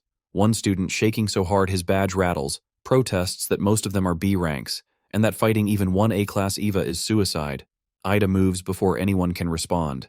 His form blurs and rematerializes in front of the student, his fist closed around the boy's badge with a strength that crushes it in a single grip. He declares the student expelled, his voice rid of emotion but firm, and the shock freezes all of them. Kuroboshi barely even registers him moving, his speed blinding and inhuman, the kind that makes you question if you witnessed it at all. Ida stands in the center of the group, his voice cutting through the fear as he continues to lecture. He reminds them that the battlefield will never adjust for their level, that there won't be weaker foes magically because they are scared. The shape of the strongest species proved that the world doesn't care about being fair, and the only ones who survive are those who learn to grow and transcend what they think is possible.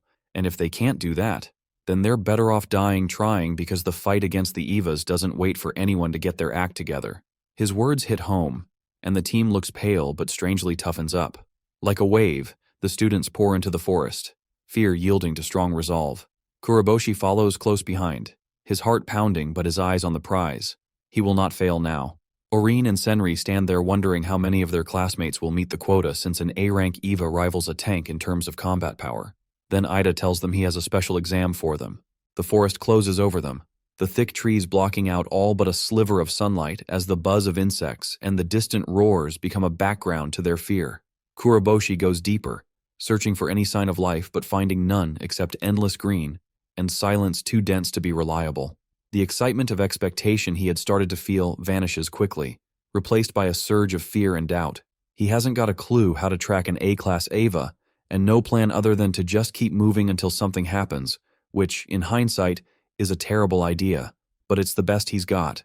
The strongest species in him stirs with a chuckle, clearly amused at his lack of a clue, and again offers to take control and make the hunt easy. Kuroboshi hesitates as the warning of the principal flashes through his mind like a red flag. The strongest species must be hidden, and if anyone finds out that it is inside him, especially the S-rankers, they'll kill him before he has the time to explain. He turns down the offer, saying he'll do the exam solo even if it kills him, and to his surprise, the strongest species doesn't complain. It laughs low instead, telling him to call for help if necessary, its voice silky and yet somehow unsettling, like it is waiting for an ideal moment to attack. Kuroboshi walks on, pretending not to feel the shiver working its way up his spine. Then the silence is broken. A loud shriek rends the air, distant but clear, and the sound of trees cracking. The ground trembles beneath his feet, and his instincts take over as he spins toward the noise. Something massive moves in the darkness between the trees, every step causing the earth to tremble beneath the forest floor. The creature that emerges looks as if it has climbed straight up from a nightmare, its skin dry and cracked like parched stone, steam rolling from its nostrils with every breath. One blazing eye fixes onto motion in the distance as it rushes after another student, its velocity incredible for its size. Kuroboshi freezes, all his instincts shrieking that he's looking at an A-class EVA. The beast stands at least 3 meters high, its muscles rippling with fury and power that warps the air around it. Every step makes the ground tremble, and when it roars, the forest itself seems to shake. The sheer pressure coming off it makes breathing feel like a chore. Kuroboshi clenches his fists, aware this is it. The trial has begun at last, and he stands against a creature that can end his life in seconds. The EVA suddenly lifts one massive hoof and brings it crashing down as if the earth itself insulted it, aiming straight for a struggling student trapped beneath its shadow. Dust shoots up in thick clouds, and for a split second, silence falls, heavy and suffocating. When the smoke clears, Kuroboshi's stomach twists. The target of the beast is Kanei, the only one from the recruits who ever bothered to sit down and talk with him as a human being. Instinctively, Kuroboshi flees, his body moving before his mind can get a handle on it. His heart beats heavily, as if it knows he is about to do something very stupid but absolutely necessary.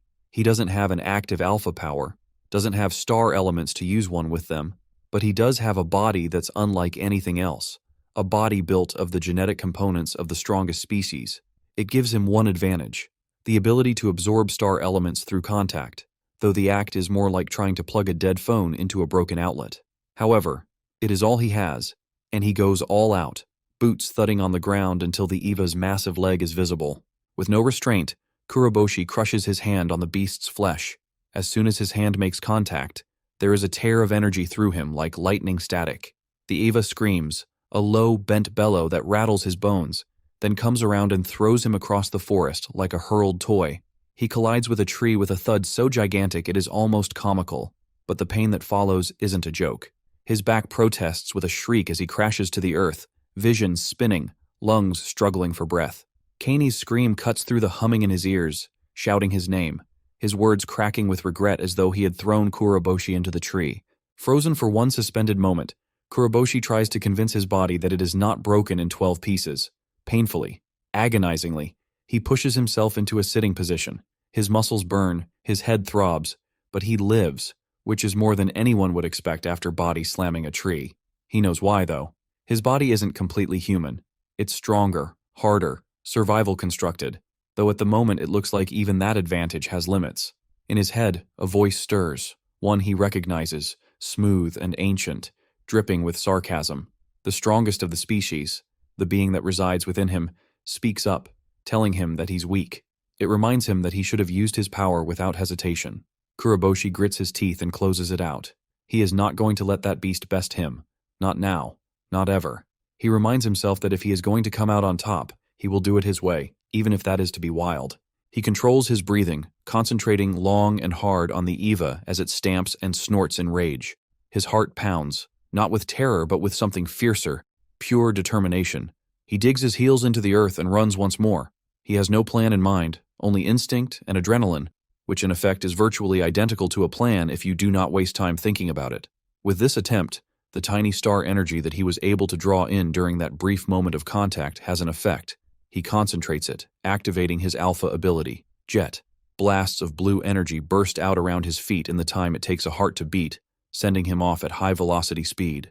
Shreds of air rip through the air as he charges headfirst into the EVA's chest, the impact ringing like a thunderclap. He thinks for a moment that he actually did something, but when the cloud of rubble clears, the beast merely slightly stirs. It just stares down at him like a human observing an insect trying to strike a truck. The EVA's snarl increases in intensity, its fury doubled, and Kuroboshi realizes the reality. His attack didn't hurt it, it just made it even angrier. His star power drains completely, leaving him empty, drained, and standing helpless before an animal that can kill him with one blink. The EVA lowers its head to recharge, and Kuroboshi braces himself, but then something odd happens.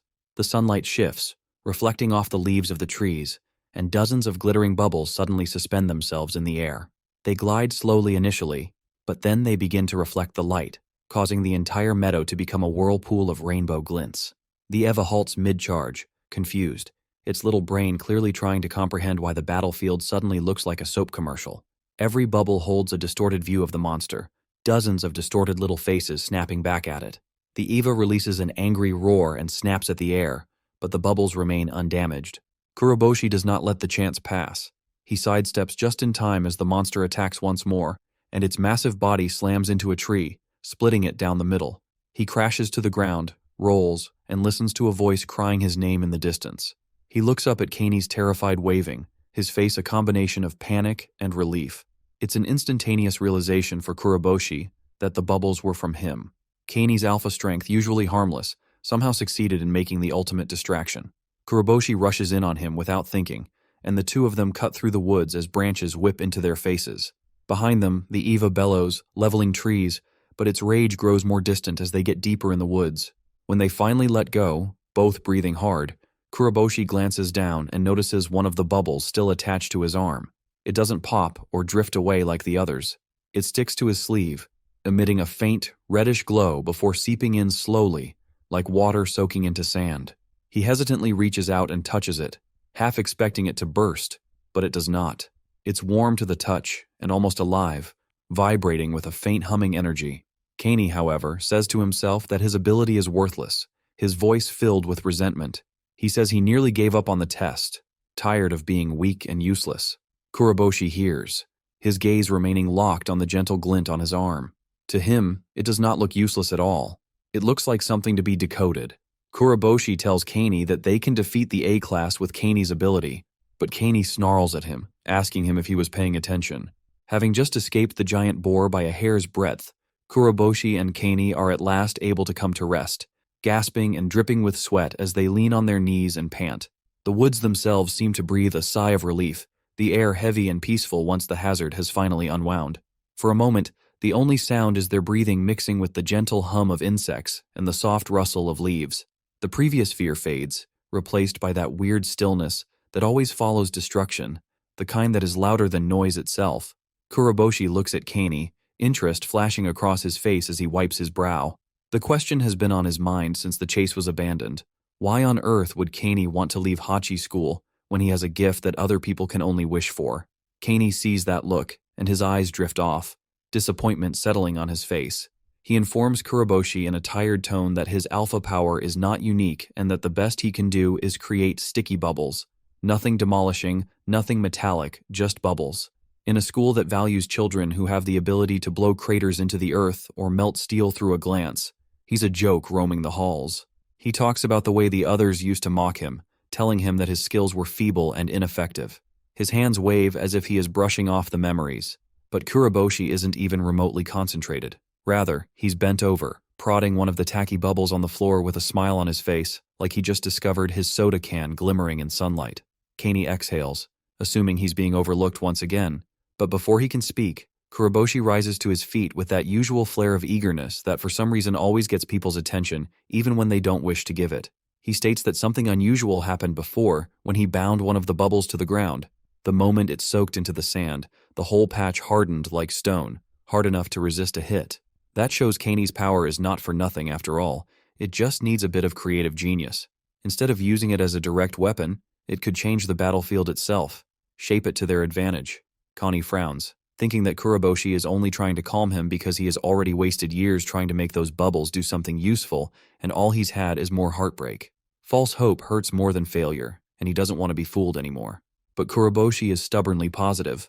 When Kanei asks him why he's still being so optimistic after getting slaughtered by the same boar a few moments ago, Kuroboshi just smiles and says that one's worth is not what one has, but what they do.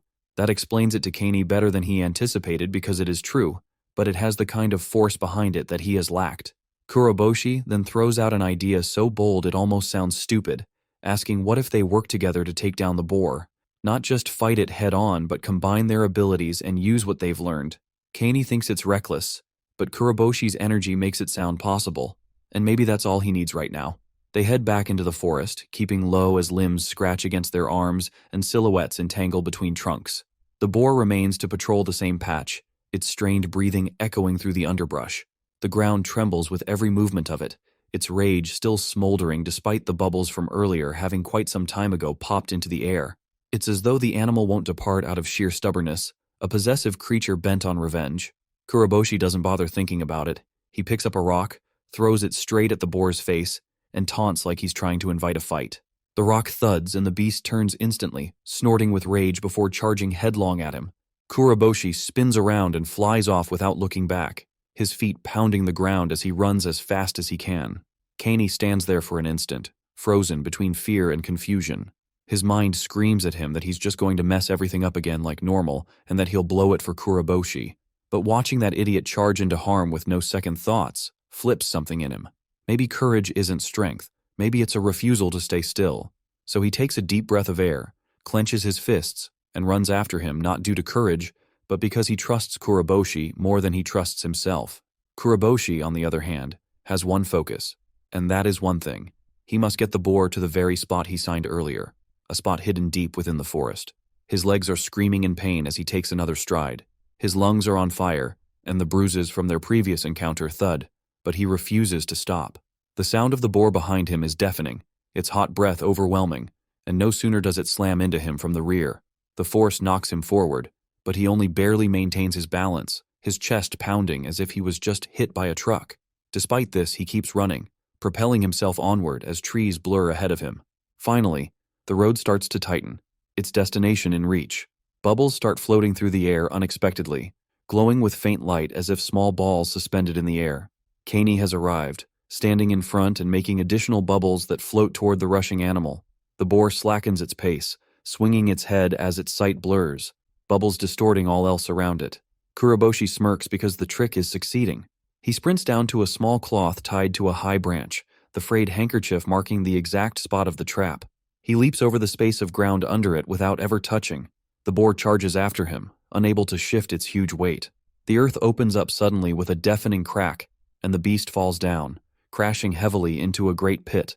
Dirt and leaves burst up into the air, and the sound of its thrashing echoes through the woods as the animal struggles to break free. But something is wrong.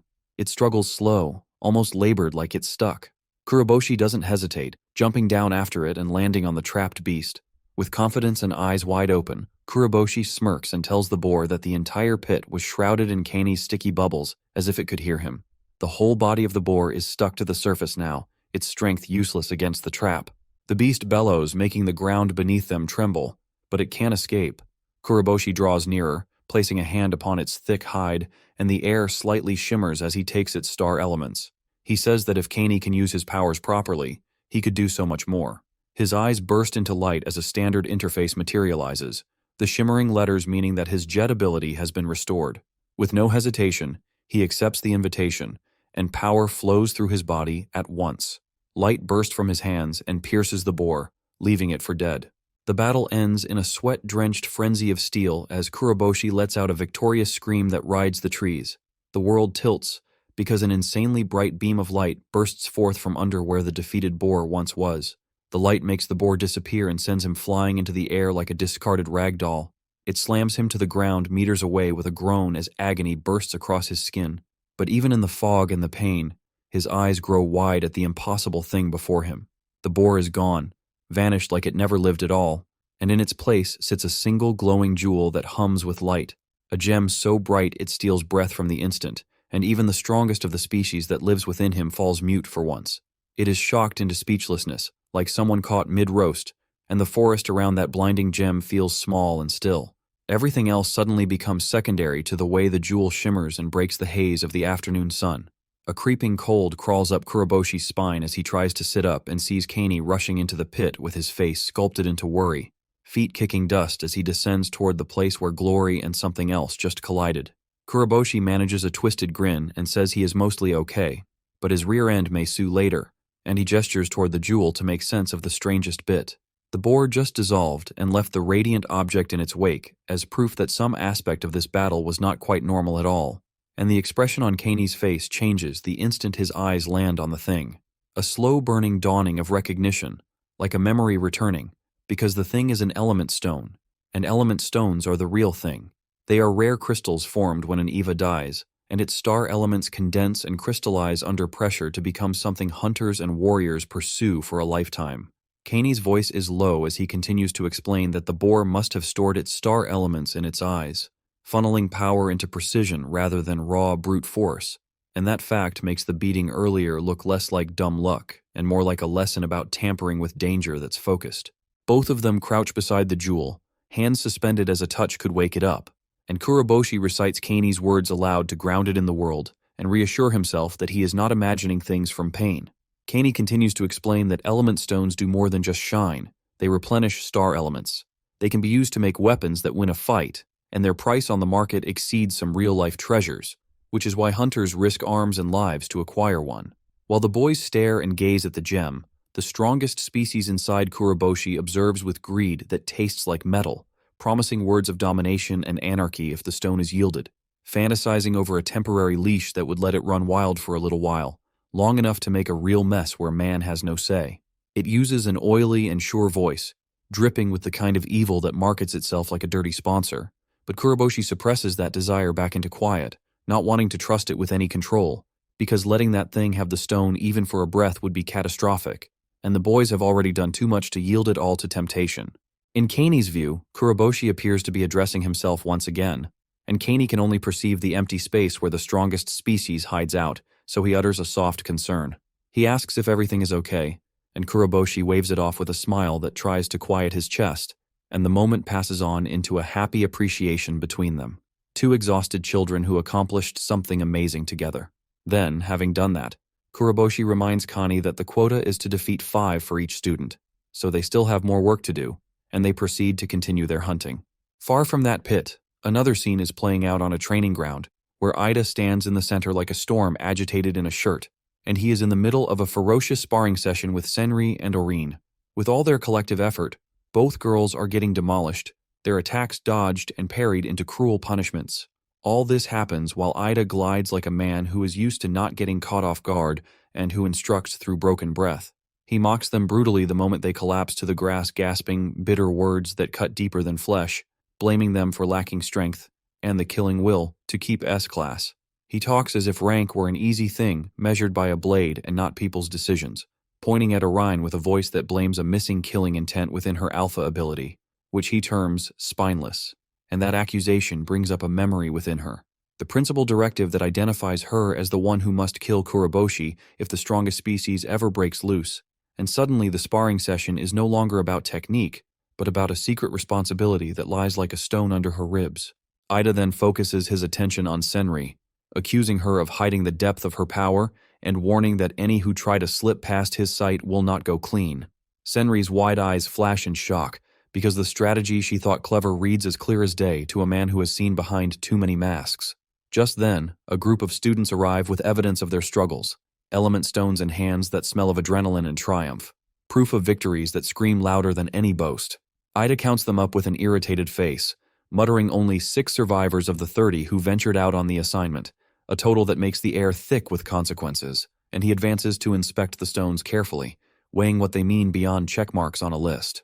Before Ida can finish his check, 2 other people come into sight, Kuroboshi and Kanei emerging with their stones stacked neat like trophies, and they announce the complete number of their work, 10A, rank EVAs defeated as a group. Ida raises an eyebrow at the cooperation because strategy never seems good, but it works, and Kuroboshi tells them they used tactics and pooled their alpha powers exactly as instructed. And despite a skepticism hanging heavy, Ida decides to count their successes. He surveys the stones with a calculating look, and declares that 8 students have passed the selection exam, and the rest will have rank stripped and stand expelled. Words that hit like cold water because Ida calculates those who fail today are most likely not to survive through the next missions, and reminds everyone of a past tragedy. A whole first-year class wiped out after rushing in without planning, something Hachi School takes like scripture, training students to fight enemies of human scale, and makes it clear that teamwork, strategy, and intelligence mean more than strength alone. With the selection test sealed, Ida sends out the next mission, a full-scale operation for the day, following against an S-rank EVA colony, spreading like disease, and restructuring Earth in its own image to accommodate its native planet. The news gives the group a shiver of terror because these colonies are not theoretical threats, but butchering stations that have already claimed civilian casualties.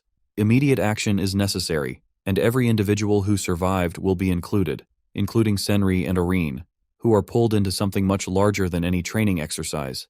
and Ida tells the dropouts to rest and the survivors to prepare to be flown in because the fight to come will need every last shred of strength and every ounce of cunning they have. As the students disperse, Kuroboshi stands talking in low whispers with Kanei, and Ida watches from a distance with an expression that says he did not expect this outcome, not expecting Kuroboshi to pass the exam, much less push it beyond the limit. But Ida is not a man to leave matters to chance, and if Kuroboshi ever does get away from him and slip out of control and the strongest species is released, then Ida knows what has to be done, and he will not flinch to be the one who takes care of it. A solution that hangs there like a specter over their brief victory, and reminds everyone that survival in this world is tidy only until the next tempest. Late into the night, the bus churns down the dark stretch of highway, its headlights cutting mist and silence, transporting the exhausted survivors of Hachi Academy's ruthless selection exam to their next nightmare, the destruction of an S-class EVA nest colony. Kuroboshi sits by the window, his eyes tracing the moving shadows of trees and the flickers of pale moonlight speeding past. The outside world seems deceptively peaceful, too quiet for all they've endured. He glances back to see Orin and Senri both slumped against the seats, asleep, their heads bobbing softly in rhythm with the road. Despite sleep, exhaustion clings to them like a second skin. Kuroboshi, though, cannot bring himself to sleep. His body screams for it, but his mind will not have it.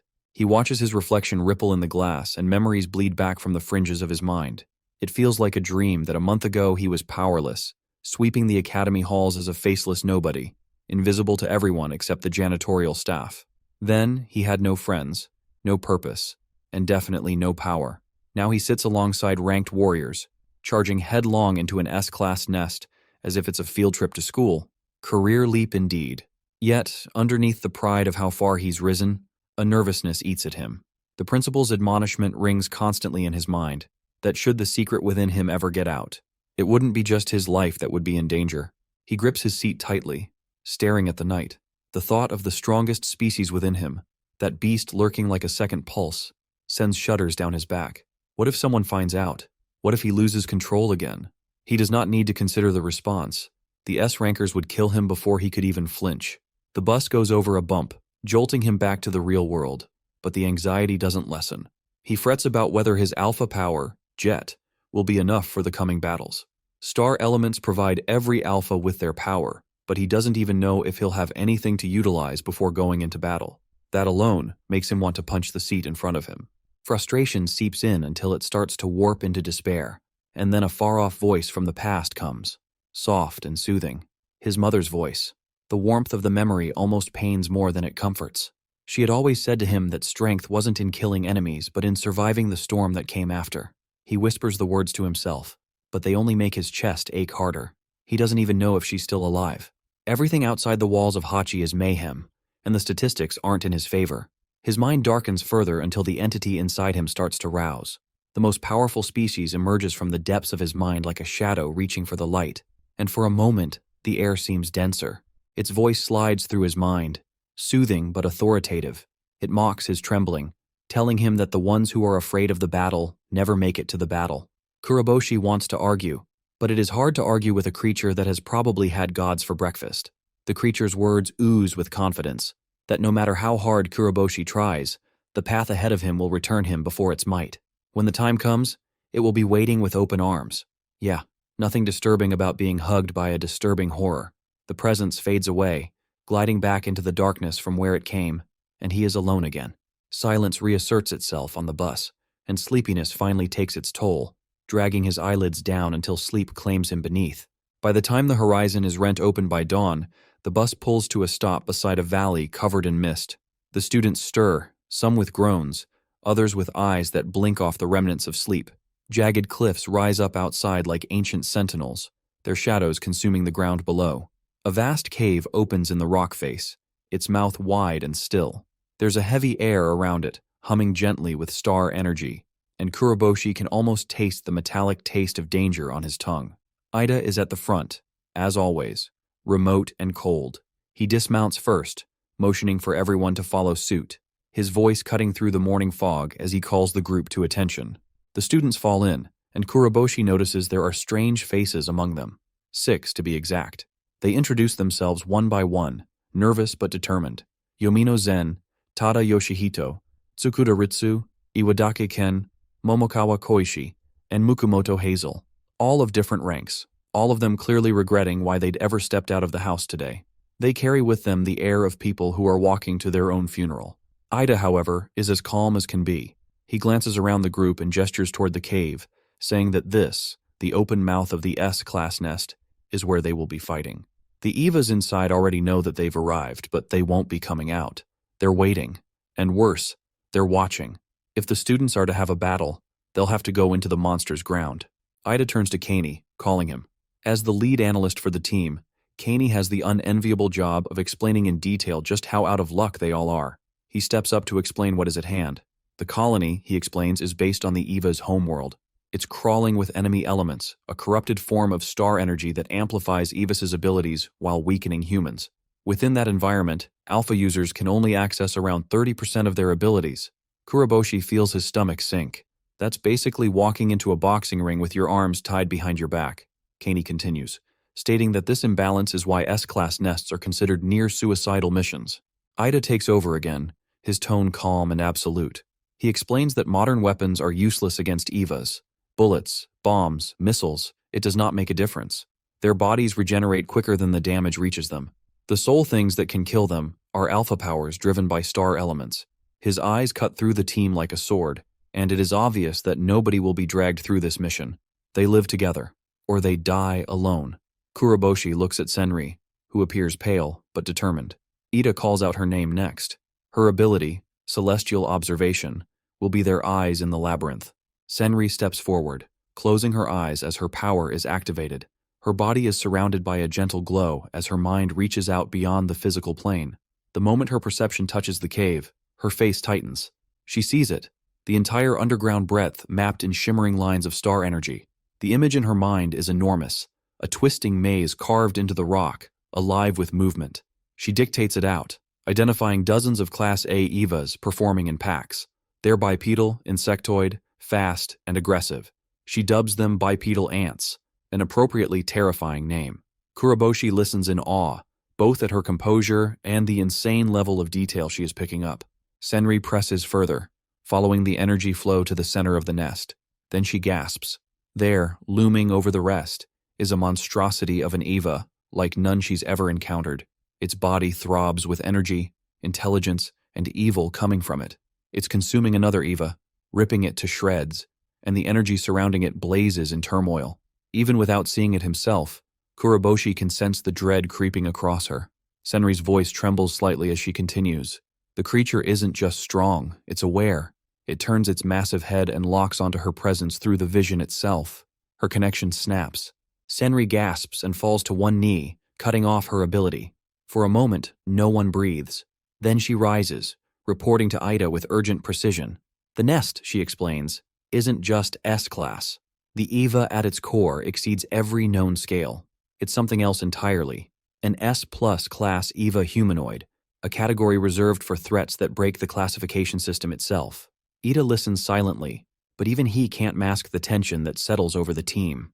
Senri's final words are clear. With their current strength, stepping into that cave means certain death. Her counsel is brief and immediate, as she orders that they fall back. These words keep Kuroboshi on his toes as his expression shifts between readiness for a fight and worry. Panic solidifies in their eyes as silence envelops the space, clutching each breath tightly and firmly like breathing through shackles. Up to that point, the majority of them truly thought the S-class rank was the end nightmare, the peak of the food chain, the very last final boss. But all of that is destroyed in an instant. Even Kuroboshi, who has seen his fair share of devastation, watches with a puzzled look, his mind struggling in circles as he tries to put into perspective what lies beyond what was thought to be the ultimate. Luckily, Kaney, being adept at turning every life and death moment into an on-the-spot classroom exercise, decides to comment. He explains how under the powerful hierarchy of EVA strength, the positions range from F lowest to S at the very top, and how rankers, humans capable of holding their own against EVAs, are relegated to those positions. There are only 10 S rankers on Earth today, humans who can hold their own against and defeat an S-class EVA alone, although even that is the limit of human strength. But the creature hidden in the nest before them, Kaney explains, is no ordinary S-class monster. It is much older and much more evil, a horror relic better left unremembered, an S plus EVA. These monsters appeared many years ago, so rare that they could be counted on one hand, and each instance ended in destruction so intense that even memory shook at the mere thought. They were not only strong but frightfully intelligent, with the ability to plan, improvise, and counter human moves. Kaney is serious when he states that the last time an S+ EVA appeared, it was 2 full S rankers who teamed up to kill it, and even they did not come out unscathed. The monster presently roosting in this cave is of the same type, one that feeds to grow bigger and more powerful, turning the nest into a factory of horrors. The realization dawns on all at once, and the air itself grows thicker. Orphan is the one who finally utters words, her voice strong but restricted as she admits the blindingly obvious truth. The gap between an S-class and an S+ is not a step. It's a canyon, one so vast and deep it swallows courage whole. The students stand around her, passing nervous glances, some clenching their weapons in their fists, others biting their own lips to keep their fear from spilling out. They all wait for Ida to speak, to call for withdrawal, although they know in their chests that he will not. When he finally speaks, his words slice the tension like a knife through fog. He says that they will be going on with the mission. No retreat, no change of heart. His reasoning is solid. The monster in that nest can engulf star material and evolve, growing stronger the longer it lasts. If they wait, it will rise above them completely, and then the world outside of that cave will suffer. Kuroboshi nods his head for a moment, Ida's words colliding with the prophecy spoken by the strongest species that resides within him. That old being had spoken that one day he would be left to rely on its strength, that at some point in the future his own strength would fall short. But arriving here at the brink of the impossible, Kuroboshi decides today won't be that day. He clenches his fists and looks at the cave, refusing to give in. Somewhere in that decision, a still spark of determination finds its way through the remainder. Orphan proceeds, fire smoldering in her eyes that no ice could hide, and tells Ida that she will be the one to attack first. Ida's nod is abrupt, his agreement as hard and deliberate as all the things he does. As Orphan approaches the cave's massive opening, the ground trembles at her feet. She begins to summon star material, and the air fills with thickening mist. A freezing wind wraps around her, numbing to the bone as the chill descends. Her power bursts forth like a pent-up tempest within flesh. The ice spreads outward, glowing in waves of silver and blue as her alpha potential reaches full vitality. She advances toward the black opening and lets her talent loose, Ice Star. A cascade of ice bursts from her hand, crashing into the cavern and covering whatever it touches with a layer of ice. The sound of shattering stone and ice crashes through the air like thunder across mountains. Within a few seconds, the interior of the nest is an icy maze. All A-class EVAs frozen in mid-motion, transformed into sculptures frozen in place. The sudden silence is like an illusion, as if time itself had stopped to watch.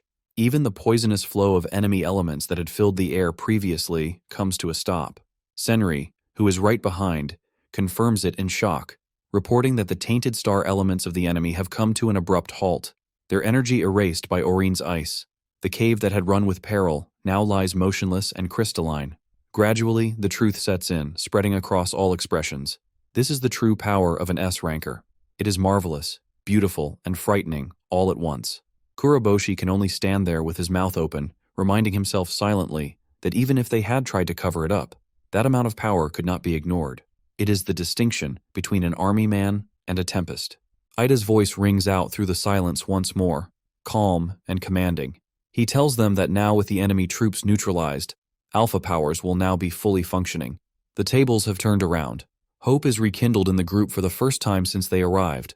Ida talks to Orphan and tells her she will go along with him to fight the S+ humanoid, with the remaining students entering the iced-up maze and pursuing the remaining S-class EVA hiding within.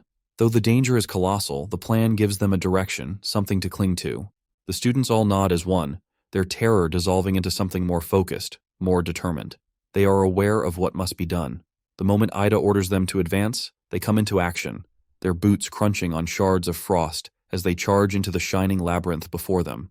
The air inside the cave is ever so blue, light bending around the ice walls as if the room itself were alive and taking breaths. All the noises resonate too sharply. All the movements are heavy, but they keep moving forward, their breathing synchronized with the pounding of their footsteps, hearts beating in sync with the rhythm of the cold universe.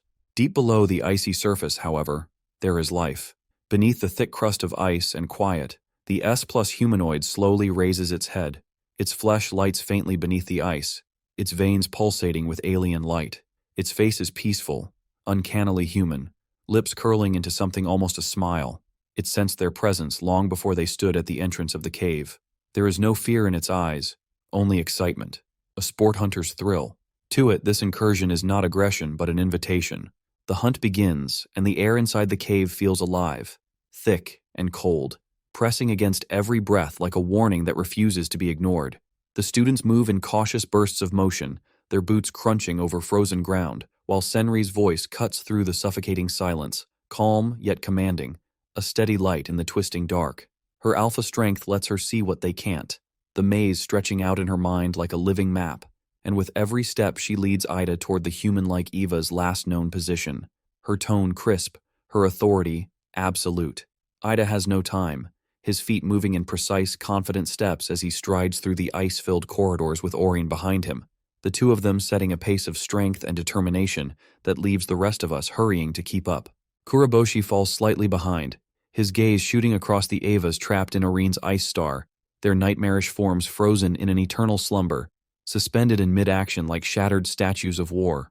He cannot help but be stunned by the sheer magnitude of her power, wondering if this ghastly calm is the true gauge of her strength, or merely the tip of something much worse.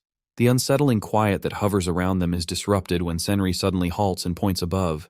Dozens of A-class EVAs hang suspended from above like horrid ornaments, contracted bodies tensed to pounce.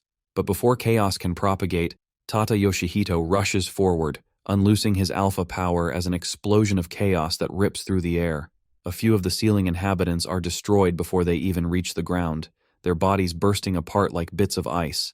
Momokawa Koishi hurls out her petrification energy, her hands gently radiating power as more than one Eva is converted to stone in mid-spring, crumbling to dust upon impacting the ground.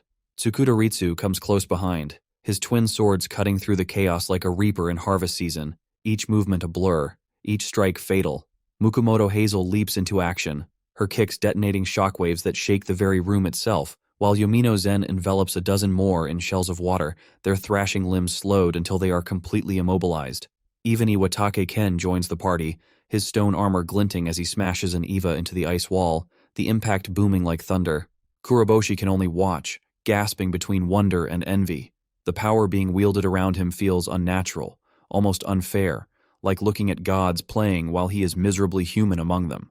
Every punch puts his own limitations into perspective, the space between them growing wider with each victory. His alpha power needs reserve star elements to function, but he still has no idea how to get and use them. For a moment, anger wells in his chest before Ida's voice cuts over the noise, commanding the team to take down the remaining A-class EVAs and remain in line. He and Orin will move ahead alone to locate the humanoid. As they advance, Ida's sharp tone carries over his shoulder, questioning the persistence of so many enemies. He reminds Orin that her ice star should have frozen every A-class creature in the nest. Orin's eyes narrow, her expression unreadable as she confirms that none should have survived, while Senri's celestial observation reaffirms the same.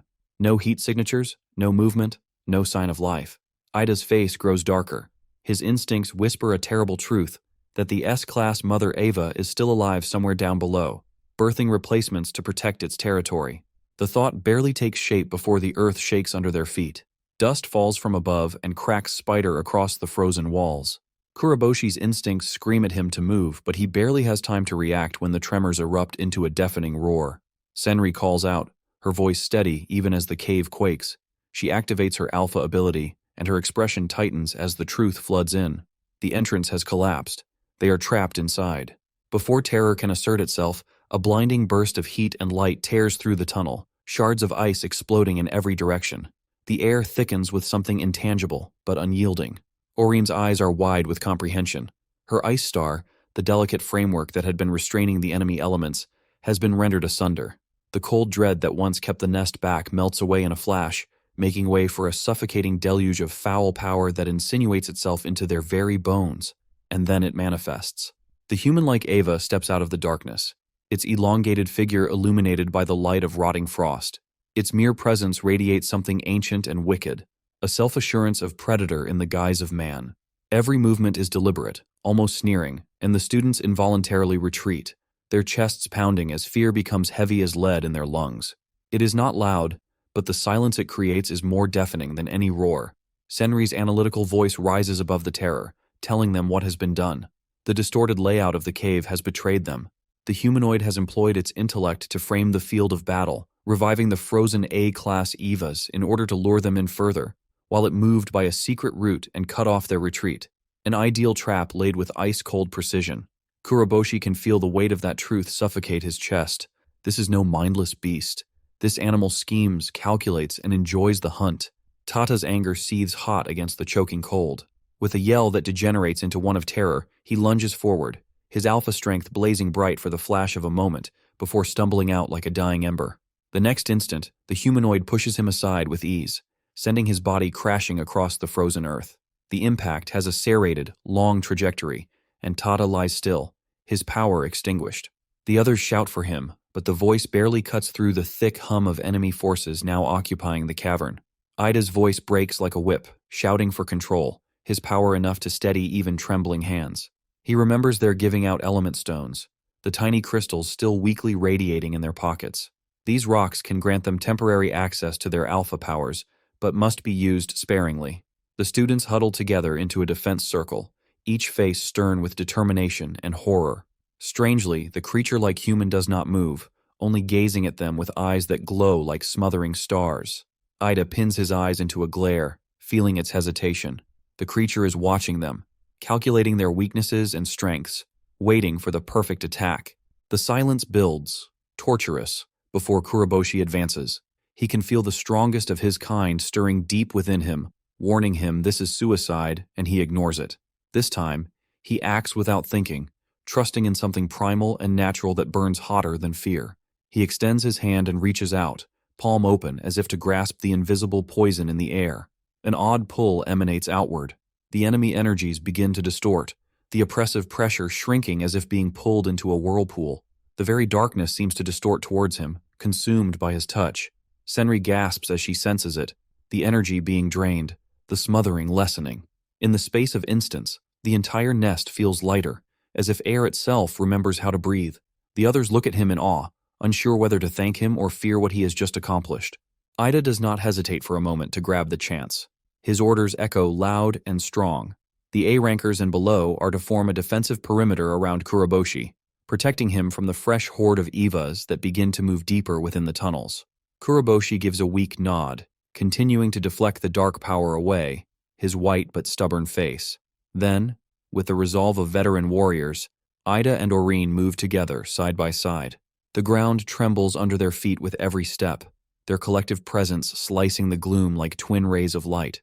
All of the students witness them leave, knowing that what comes next is beyond their control. The two S-rankers dash towards the humanoid, their battle roars lost in the deafening roar that follows, a noise that causes the mountain itself to shake and marks the beginning of a titanic conflict.